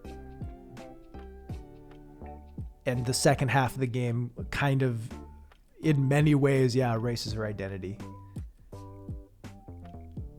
Which is a bummer. That is a bummer. I had not really thought of that recently. Because I think Wind Waker is the one on this list where I'm willing to put a pretty big asterisk next to it because it's been a minute. Because it's been a minute since I've played it. My memory of it is like that portion of the game where Tetra isn't really Tetra is tiny. That's how I remember it. But it probably wasn't that. It probably wasn't that. My memory of it is that she's only useless for like a 3-hour chunk out of like the 30 hours. But I think it's probably way more than that, unfortunately. But it's been a while. It's been a while since I played it. Wind Waker Sundays, I'm thinking about it. My main issue is I want to see if they're going to announce it for Switch because I'd rather buy it on Switch than Wii U. That's where I'm at. It's after Dungeon 2, damn. Damn, it's been a minute. So yeah, I'm going to give this an A with an asterisk of it's been a minute since I've played it. It's been a little while since I've played it, but I think thematically it's an incredible game. I think its art style is beautiful. Its music is great. I really liked Sailing the Great Sea. I think its characters, when they're at their best, are incredible. Not that it makes every right choice with them. But yeah. seem to imply her memories return and she realizes she's Zelda and becomes useless, which is almost worse. Yeah. I mean, it seems like she takes the identity of Zelda. And obviously kind of at the very end becomes Tetra again, but it still has both. Yeah, it's a little weird. I think they could have done it. I think they should have had her just be a descendant who doesn't like become Zelda, but takes the role in whatever ceremony they're doing. But they seem to try to do like both, like that idea, but she also becomes actual Zelda. You know, it's like, you just have it be that she's a descendant or the embodiment or whatever, or like descendant. Yeah. Descendant is just the best way to do it. Yeah. That's what they should have done. So yeah, I'm going to give this an A because I have a lot of good memories of it, but I am willing. I do want to say when I make another Zelda tier list in a year, if I've played this by then, this could be very variable. All right. Someone was saying earlier, hey, no Fs, Raz, no Fs. Triforce Heroes is an F. Fuck Triforce Heroes. Here's the thing.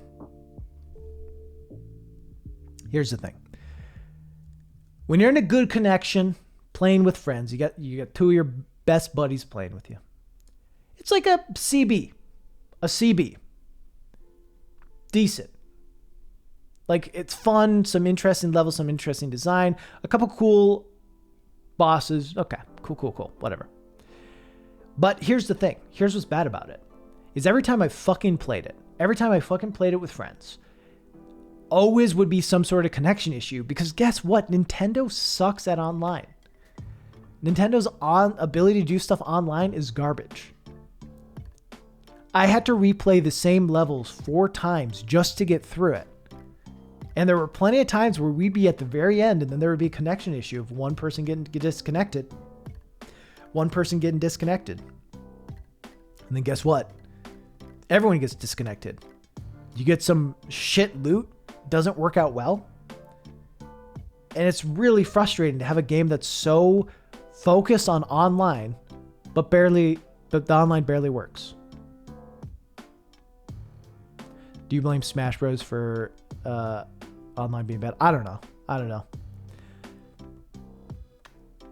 But it's bad. The online makes this game really hard to play. I played on LAN with friends, and that worked pretty well. If you can get friends in the same room as you, it works pretty well. You're probably not going to have connection issues, and it's fun. But it's just like, that feels so unreliable.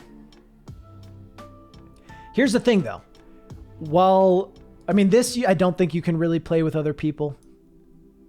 Four Swords Adventure, as I said before, isn't great playing alone, but it's not the worst. It's not the worst in the world, because the way that like characters move around, the way that like you can line them up and have different formations is at least somewhat interesting.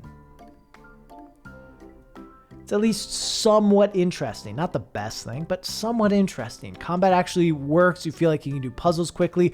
Triforce Heroes is like so unplayable on your own. There's so much of like picking up each of the different links and throwing them around to try to solve puzzles.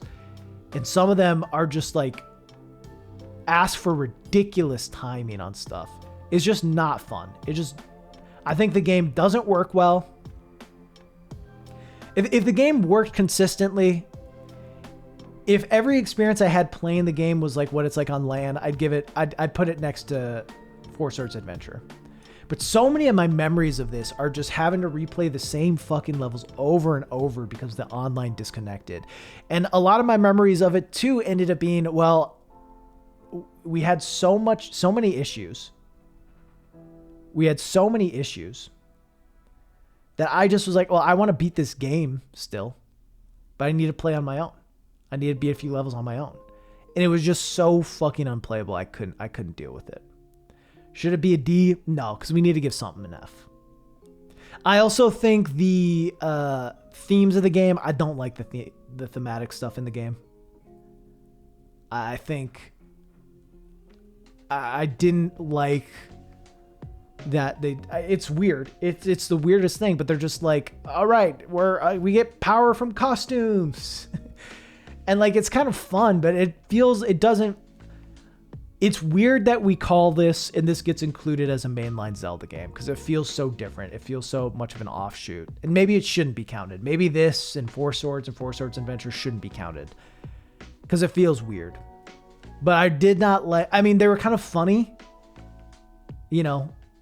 Princess Zelda Link, it's cool that they were like, hey, let's just have Link dress in any outfit people want him to dress in. I like that. I think that's kind of fun.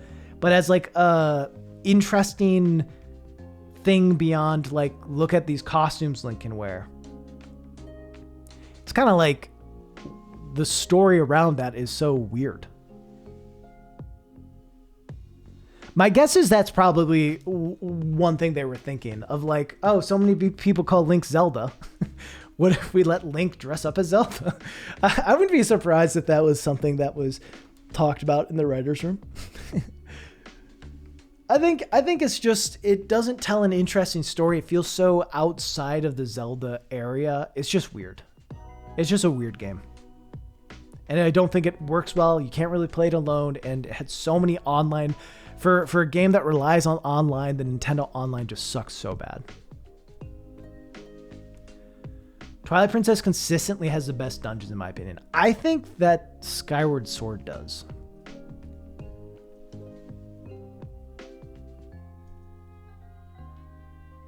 No, I think you're right. It's Skyward Sword or Twilight Princess has consistently the best dungeons. I think Skyward Sword has great dungeons. But Twilight Princess doesn't really have a... What did I do?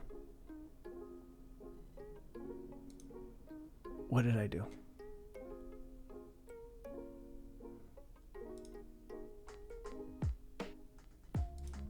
Twilight Princess doesn't really have a bad dungeon, you know? I think the worst dungeon was the water dungeon in Twilight Princess.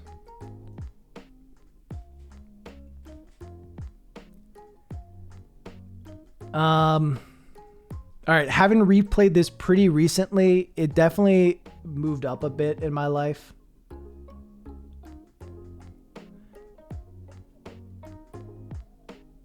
One big issue is that it's Twilight Princess.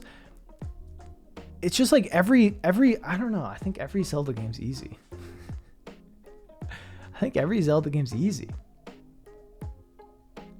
Gotta play on Master Mode.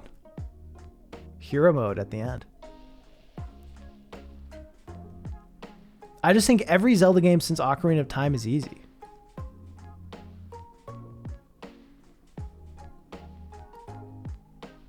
Except Breath of the Wild. The first, I guess, 10 hours of Breath of the Wild are pretty hard. But then Breath of the Wild becomes pretty easy. All right, I'm going to put Twilight Princess just above Ocarina of Time. Below Wind Waker. And again, remember there's that big asterisk next to Wind Waker as something that probably is the Zelda game I think my opinion could change on the most because it's been so long since I've played it. But I think it's got great dungeons across the board. I did not really like the overworld all that much. I think it has some issues with like... I just remember there's one spot where it's like, oh, you got to go talk to this person in Kakariko, okay? And they do that. It's like, oh, you got to go talk to this person in that Western village. I thought, okay. And then the Western village is like, oh, cool. Go back and talk to this person in Kakariko. I was like, okay. And then I get to Kakariko, like, okay, one last time, you got to go back to the Western village. And just has shit like that of like booping back and forth between places. And the travel's kind of cool, but not cool enough to warrant like constant jumping back and forth between stuff. Yeah, that was annoying to me. I think the overworld of Twilight Princess is pretty mid. At the time, it was really exciting though.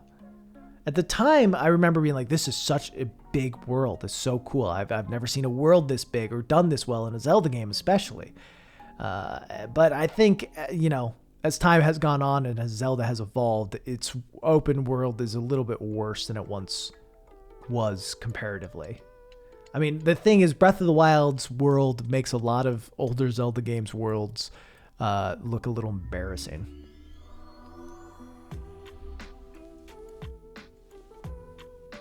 Much better in HD, yeah. I think the art style is okay. I do not like the art style of the Twilight stuff, if I'm being honest. I like Midna as a character. I'm cool with her design, but I didn't really like the Tron aesthetic for the Twilight stuff, like the weird futuristic sort of thing. I don't really like that about a handful. I don't really like that about Breath of the Wild. I don't really like some of the stuff in Skyward Sword as well, of like the futuristic stuff from the past. I know people love that shit, but the future tech in Zelda is kind of weird. It's a weird thing that I think no one talks about. Someone could probably make a bomb video on that. Won't be me.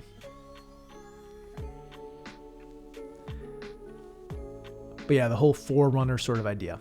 All right. Minish Cap. Anyway, last thoughts on Twilight Princess. Good game.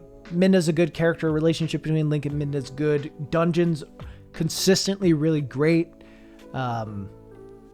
Interesting ideas that are kind of weird for dungeons. Like one of the dungeons is a house. One of the dungeons is a big mansion that you go through. I think it also touches some of the space that Majora's Mask touches. I think it pulls back a little early though. Like it's creepy early on, but then eventually it's like, okay, let's be normal. Roll goal. Yeah, I'm not grading these on their mini games. But yeah, Twilight Princess best story. Yeah, I don't know. I don't hate that take. So yeah.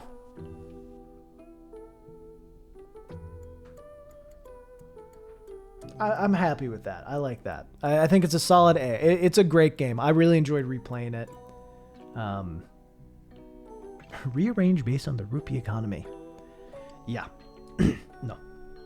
Minish Cap. Minish Cap is definitely a B.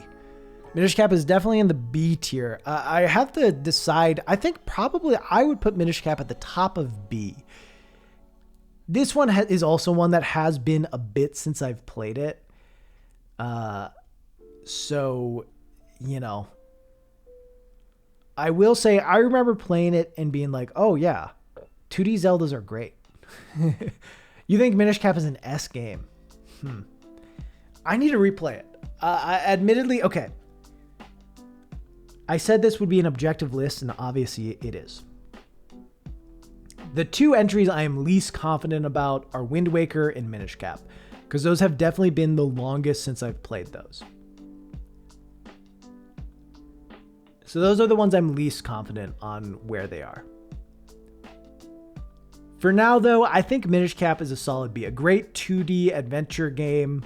I think it elevates all of the ideas that we had from A Link to the Past and Ages and Seasons and even Awakening, but Awakening is just more of a personal favorite, so I can't put this above that. I think, what's Eslo? Eslo, is that his name? The Hat? An interesting character, an interesting origin story, an interesting companion. The dual worlds theme in this of being small and big is cool and has some cool implications for puzzles. Yeah, I don't know. I think because it's been so long since I've played it, I just don't feel confident putting it higher. And maybe that's unfair to Minish Cap. But I kind of have to base it about how I felt after I played it, and it was that I really liked it.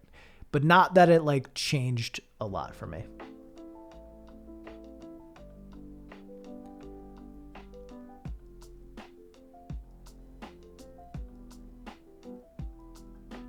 Minish Cap is one of the weirdest ideas apart from the train. There's some... I mean, Triforce Heroes has a lot of the weirdest ideas.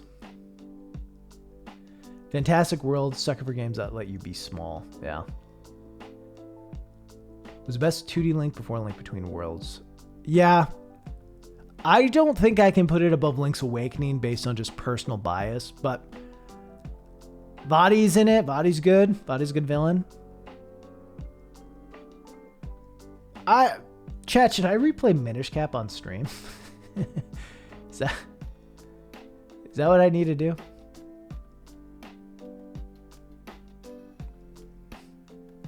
Is that the move? I definitely have fond memories of it. I think it's a solid game. I mean, remember, B is good. We're talking about Zelda too. So like, even as I said before, even the D games I think are good games. They're fine. And even this, like, if it was playable, it'd be a good game. So a B for a Zelda game is still pretty high. All right, let's get listen, chat. All of this has been formalities. We're at the big boys. We're at the ones that matter most. Breath of the Wild. Look, you know, chat. You know me. If you've watched any of my videos, if you've heard me talk at all, Breath of the Wild right now is one of my two favorite games. It's this and Outer Wilds, the Wilds. I think Breath of the Wild, I get why a lot of people don't like it, and I don't give a fuck. I mean, it seems like everyone likes it. It's kind of the Ocarina of Time thing I was talking about earlier, right? Of like, everyone agrees that it does some pretty incredible things and is really cool. But because so many people are saying it's the best game ever, that's going to bring more people being like, no, it's mid as fuck. How do you think this is good? Because that's just how stuff works. It's under more scrutiny because it's under more praise. That's okay. That's a natural order of things. And there's plenty of things in Breath of the Wild to scrutinize. There are plenty of flaws with the game. Those just didn't really affect how I felt about it. The things it does well is just gave me an experience that no game had before it. You know, it just gave me an experience that was really unique, made me feel like a genius, made me feel like I was on a massive adventure, gave me exactly what I needed at the time, gave me exactly what I wanted from the Zelda franchise without knowing that that's what I actually wanted. Because if you would have said, hey, Raz, there's going to be an open world Zelda game, you know, that was my nightmare. And when I heard that announcement, I was like, this is going to suck. This is going to be fucking bad. And now it's like my favorite game. It's my favorite game. It's made me rethink video games a lot. My opinions are so heavily tied towards the good that Breath of the Wild does. And yeah, you know, again, I made a whole video about things that I would change in Breath of the Wild that I think are flaws and that other people think are flaws. I think there's plenty of issues with the game. I don't think people are wrong in it, but I think it's just such a special experience that I don't know that Breath of the Wild 2 will come anywhere close. I really don't know. I hope it does. For all of our sakes, I hope it does. People like it, so they pick it apart. Yeah, there's so much more firm criticism on good movies and bad ones because it's more fun to dissect the good stuff. Big true. Are there any of the games that you think are good that have very few cons? I think Outer Wilds is pretty close, but there are definitely some cons. Well, it's also hard because it's like sometimes there are just cons in a game, and then sometimes it's like they're just not going to work for certain people, and that's okay. Not every game's going to work for certain people.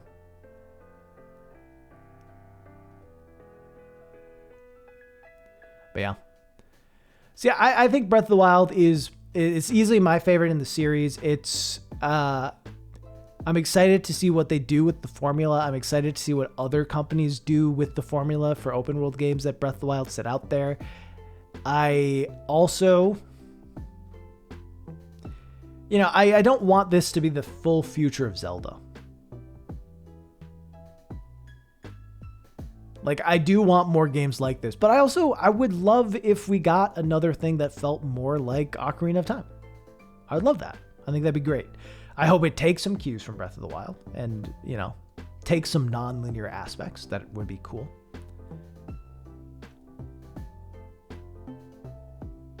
But look, you know, it is what it is. It's a great game. You know me. It's my favorite. And of course, now we're here at the point that matters most. Zelda 2.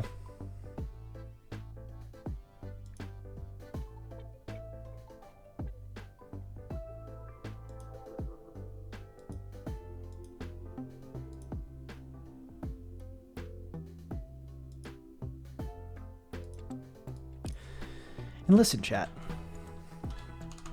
There's only one place to rank Zelda 2, and that is in the Zelda 2 category, baby. Zelda 2. It is Zelda 2. That's the category it's going in. Zelda 2 is Zelda 2. What can you say about Zelda 2 that hasn't already been Zelda 2'd? There's nothing. There's nothing. Zelda 2 is the Zelda 2ist game ever made. There's never been a more Zelda 2 than Zelda 2, and that is pretty amazing. Okay? That is pretty amazing. How do you Zelda 2 more than Zelda 2? You know? What about Zelda 2? It's Zelda 2. It's the Zelda 2-iest, okay? Listen, Zelda 2 is great. Unironically, Zelda 2 is a good game. Zelda 2 gets a lot of crap for being a bad game, which I think is just makes no sense.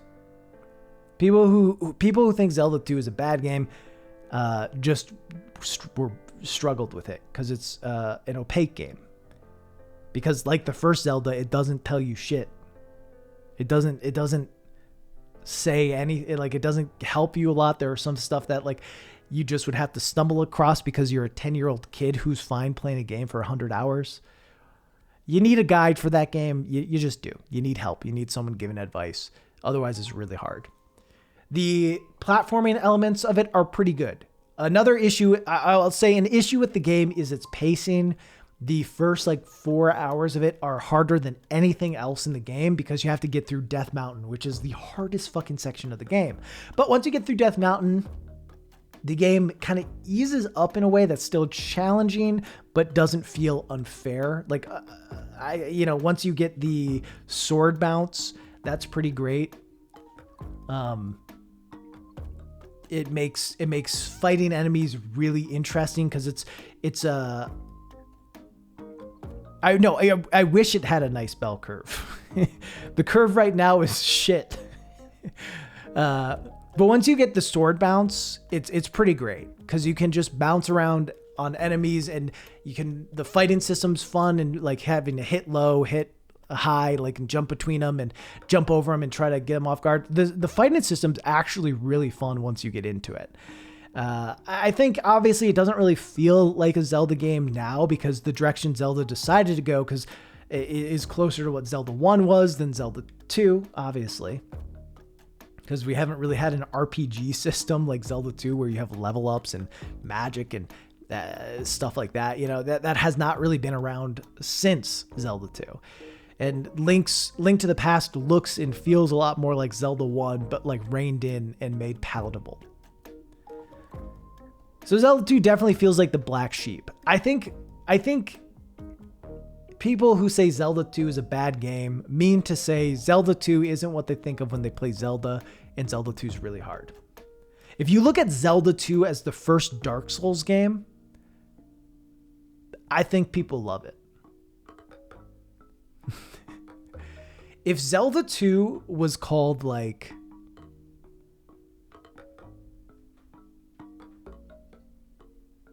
Shadow Souls, I think people would love it. The first Dark Souls game. If you view it as like the precursor to Demon Souls, and that's the lens of which you view it through, I think people kind of like it. I think people would kind of like it. But of course, this is a Zelda game. It feels like a black sheep. It feels different than the rest, which makes it hard to feel normal, to fit in. Where do you get off being so smart and considerate? I don't know. Slightly past Noon Souls. What don't you get? That Zelda 2 is like Dark Souls. That's what I'm saying. Zelda 2 feels like Dark Souls. If you add the Souls mechanic, it's Dark Souls. Because Dark Souls is Zelda. Dark Souls. All right, you ready for the hottest fucking take of the century that other people have probably said before? Dark Souls is Zelda if instead of basing the future of Zelda off of Zelda 1, it had based it off of Zelda 2. I mean, Dark Souls is obviously hugely inspired by Zelda 1 and Zelda 2. Like, I don't think that's a secret. Obviously, they're inspired by other things too. Plenty of other things that go into it. But like the design of those games, the storytelling is very reminiscent of those old NES games like Zelda 1 and 2 that like tell stories in disconnected ways that rely on players coming upon like little secrets. A lot of early Zelda design can be seen in Dark Souls. But Zelda decided like, hey, let's make things a little easier. Where Dark Souls, you know, pulled from other inspirations as well. Obviously, it's not like the team of Zelda 2 went off and made whatever, Kingsfield or whatever the fuck came next. But yeah, I think it's, you know, the early Zelda series is definitely an influence for stuff like Dark Souls.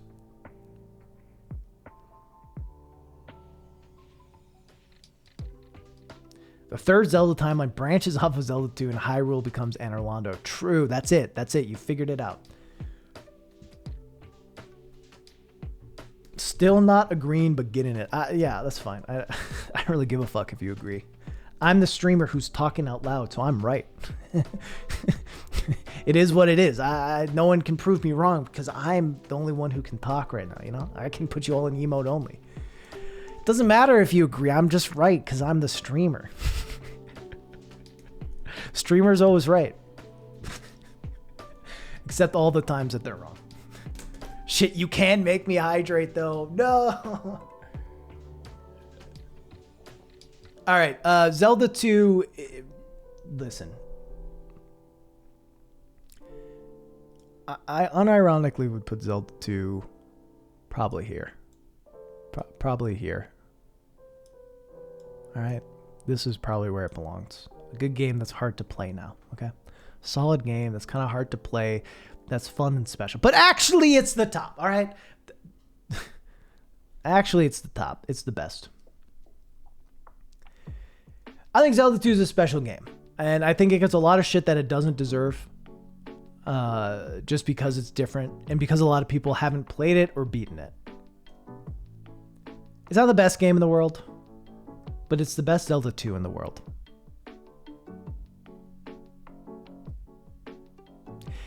And chat, that's the list. It's objectively correct, except for the asterisks that I placed on different games. But this feels pretty good. I mean, I think my S tiers of Breath of the Wild, Link Between Worlds, and Majora's Mask all make sense. I think those are probably 3 of my top 20 favorite games. I didn't forget the CDI games. The CDI games do not count. They're not mainline Zelda games. I have not played them, so I will not rank them.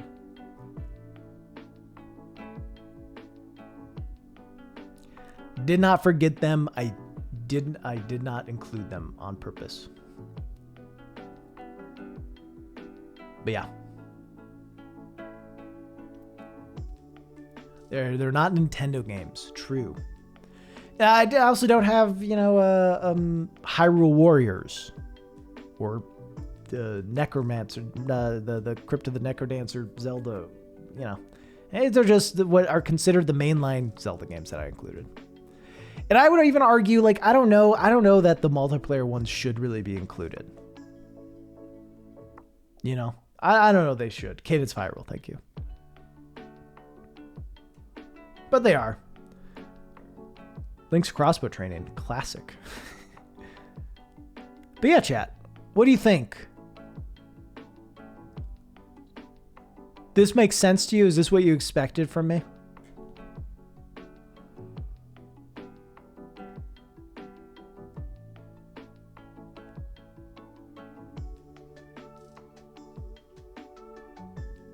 This is a Raz's tier list, yeah. I will do this again. after playing Minish Cap and Wind Waker.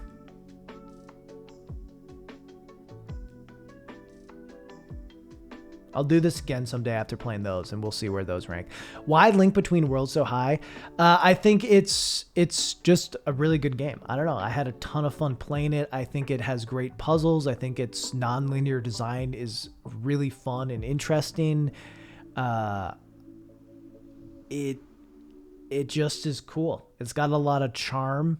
It takes the ideas from A Link to the Past, which are all really good. A Link to the Past is a great game to build off of. That's what Zelda's done for years. It takes the best ideas from A Link to the Past and elevates them to something new. I think it's I love how the game is designed. I love how it works. I think it's a good story. Question, linear or non-linear Zelda design? I think it depends on what the game's trying to accomplish. I love I guess my thought is for 2D Zeldas, I would rather have it be non-linear. Does Lady Live With enjoy Zelda? She has played Breath of the Wild, of which she sort of enjoyed. What's the next tier list? Good question. Anyway, these are my thoughts. They're right. There's no arguing. And except for the people who want to argue, but stop.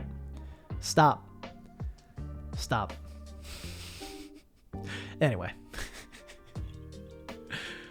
I mean, today, I think this is it for me. I have to go work. This had to be a shorter stream. But I have to finish a video that I'm posting. I have to post tonight for patrons, and we'll go live tomorrow.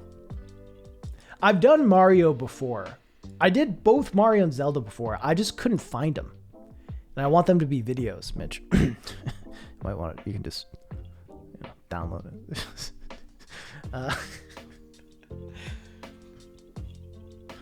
Anyway, but I'll do Mario again. Do I need to add People Dream? Hey, Mitch, type Drake. I added something for you.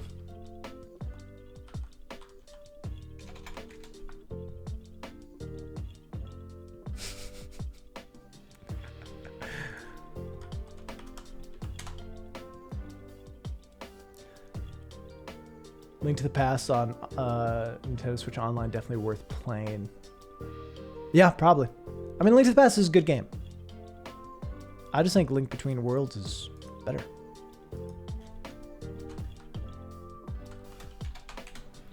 Boom, boom, boom. Should I have Peepo G as the GIF or just the static image? Ooh, yeah, I would have Bowser's Fury be its own separate spot from 3D World.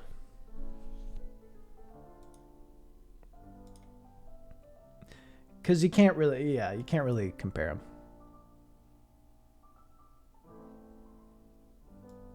All right, I added it. All right, well, that's me, chat.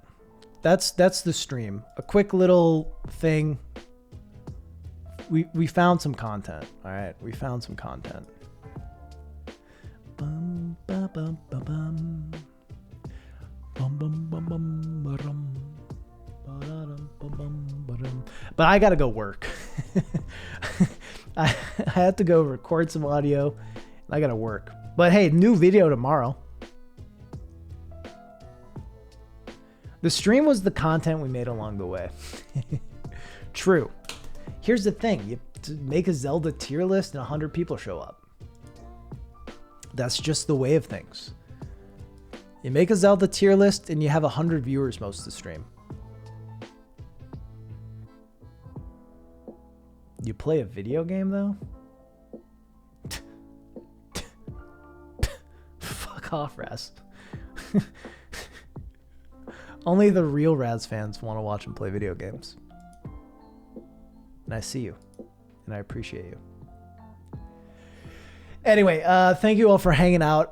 Plan will be to stream on Thursday probably, unless something comes up. But yeah. Don't know what the plan is, but the plan will be something. The video title is how big open... I mean, it's not really... I can't really... How small open world games feel big. That's the title. I could even show you the thumbnail. How about that? We'll end with a thumbnail tease.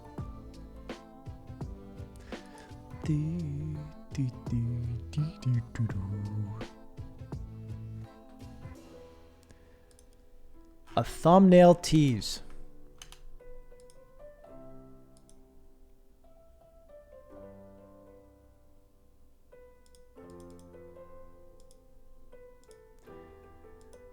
All right, gamers.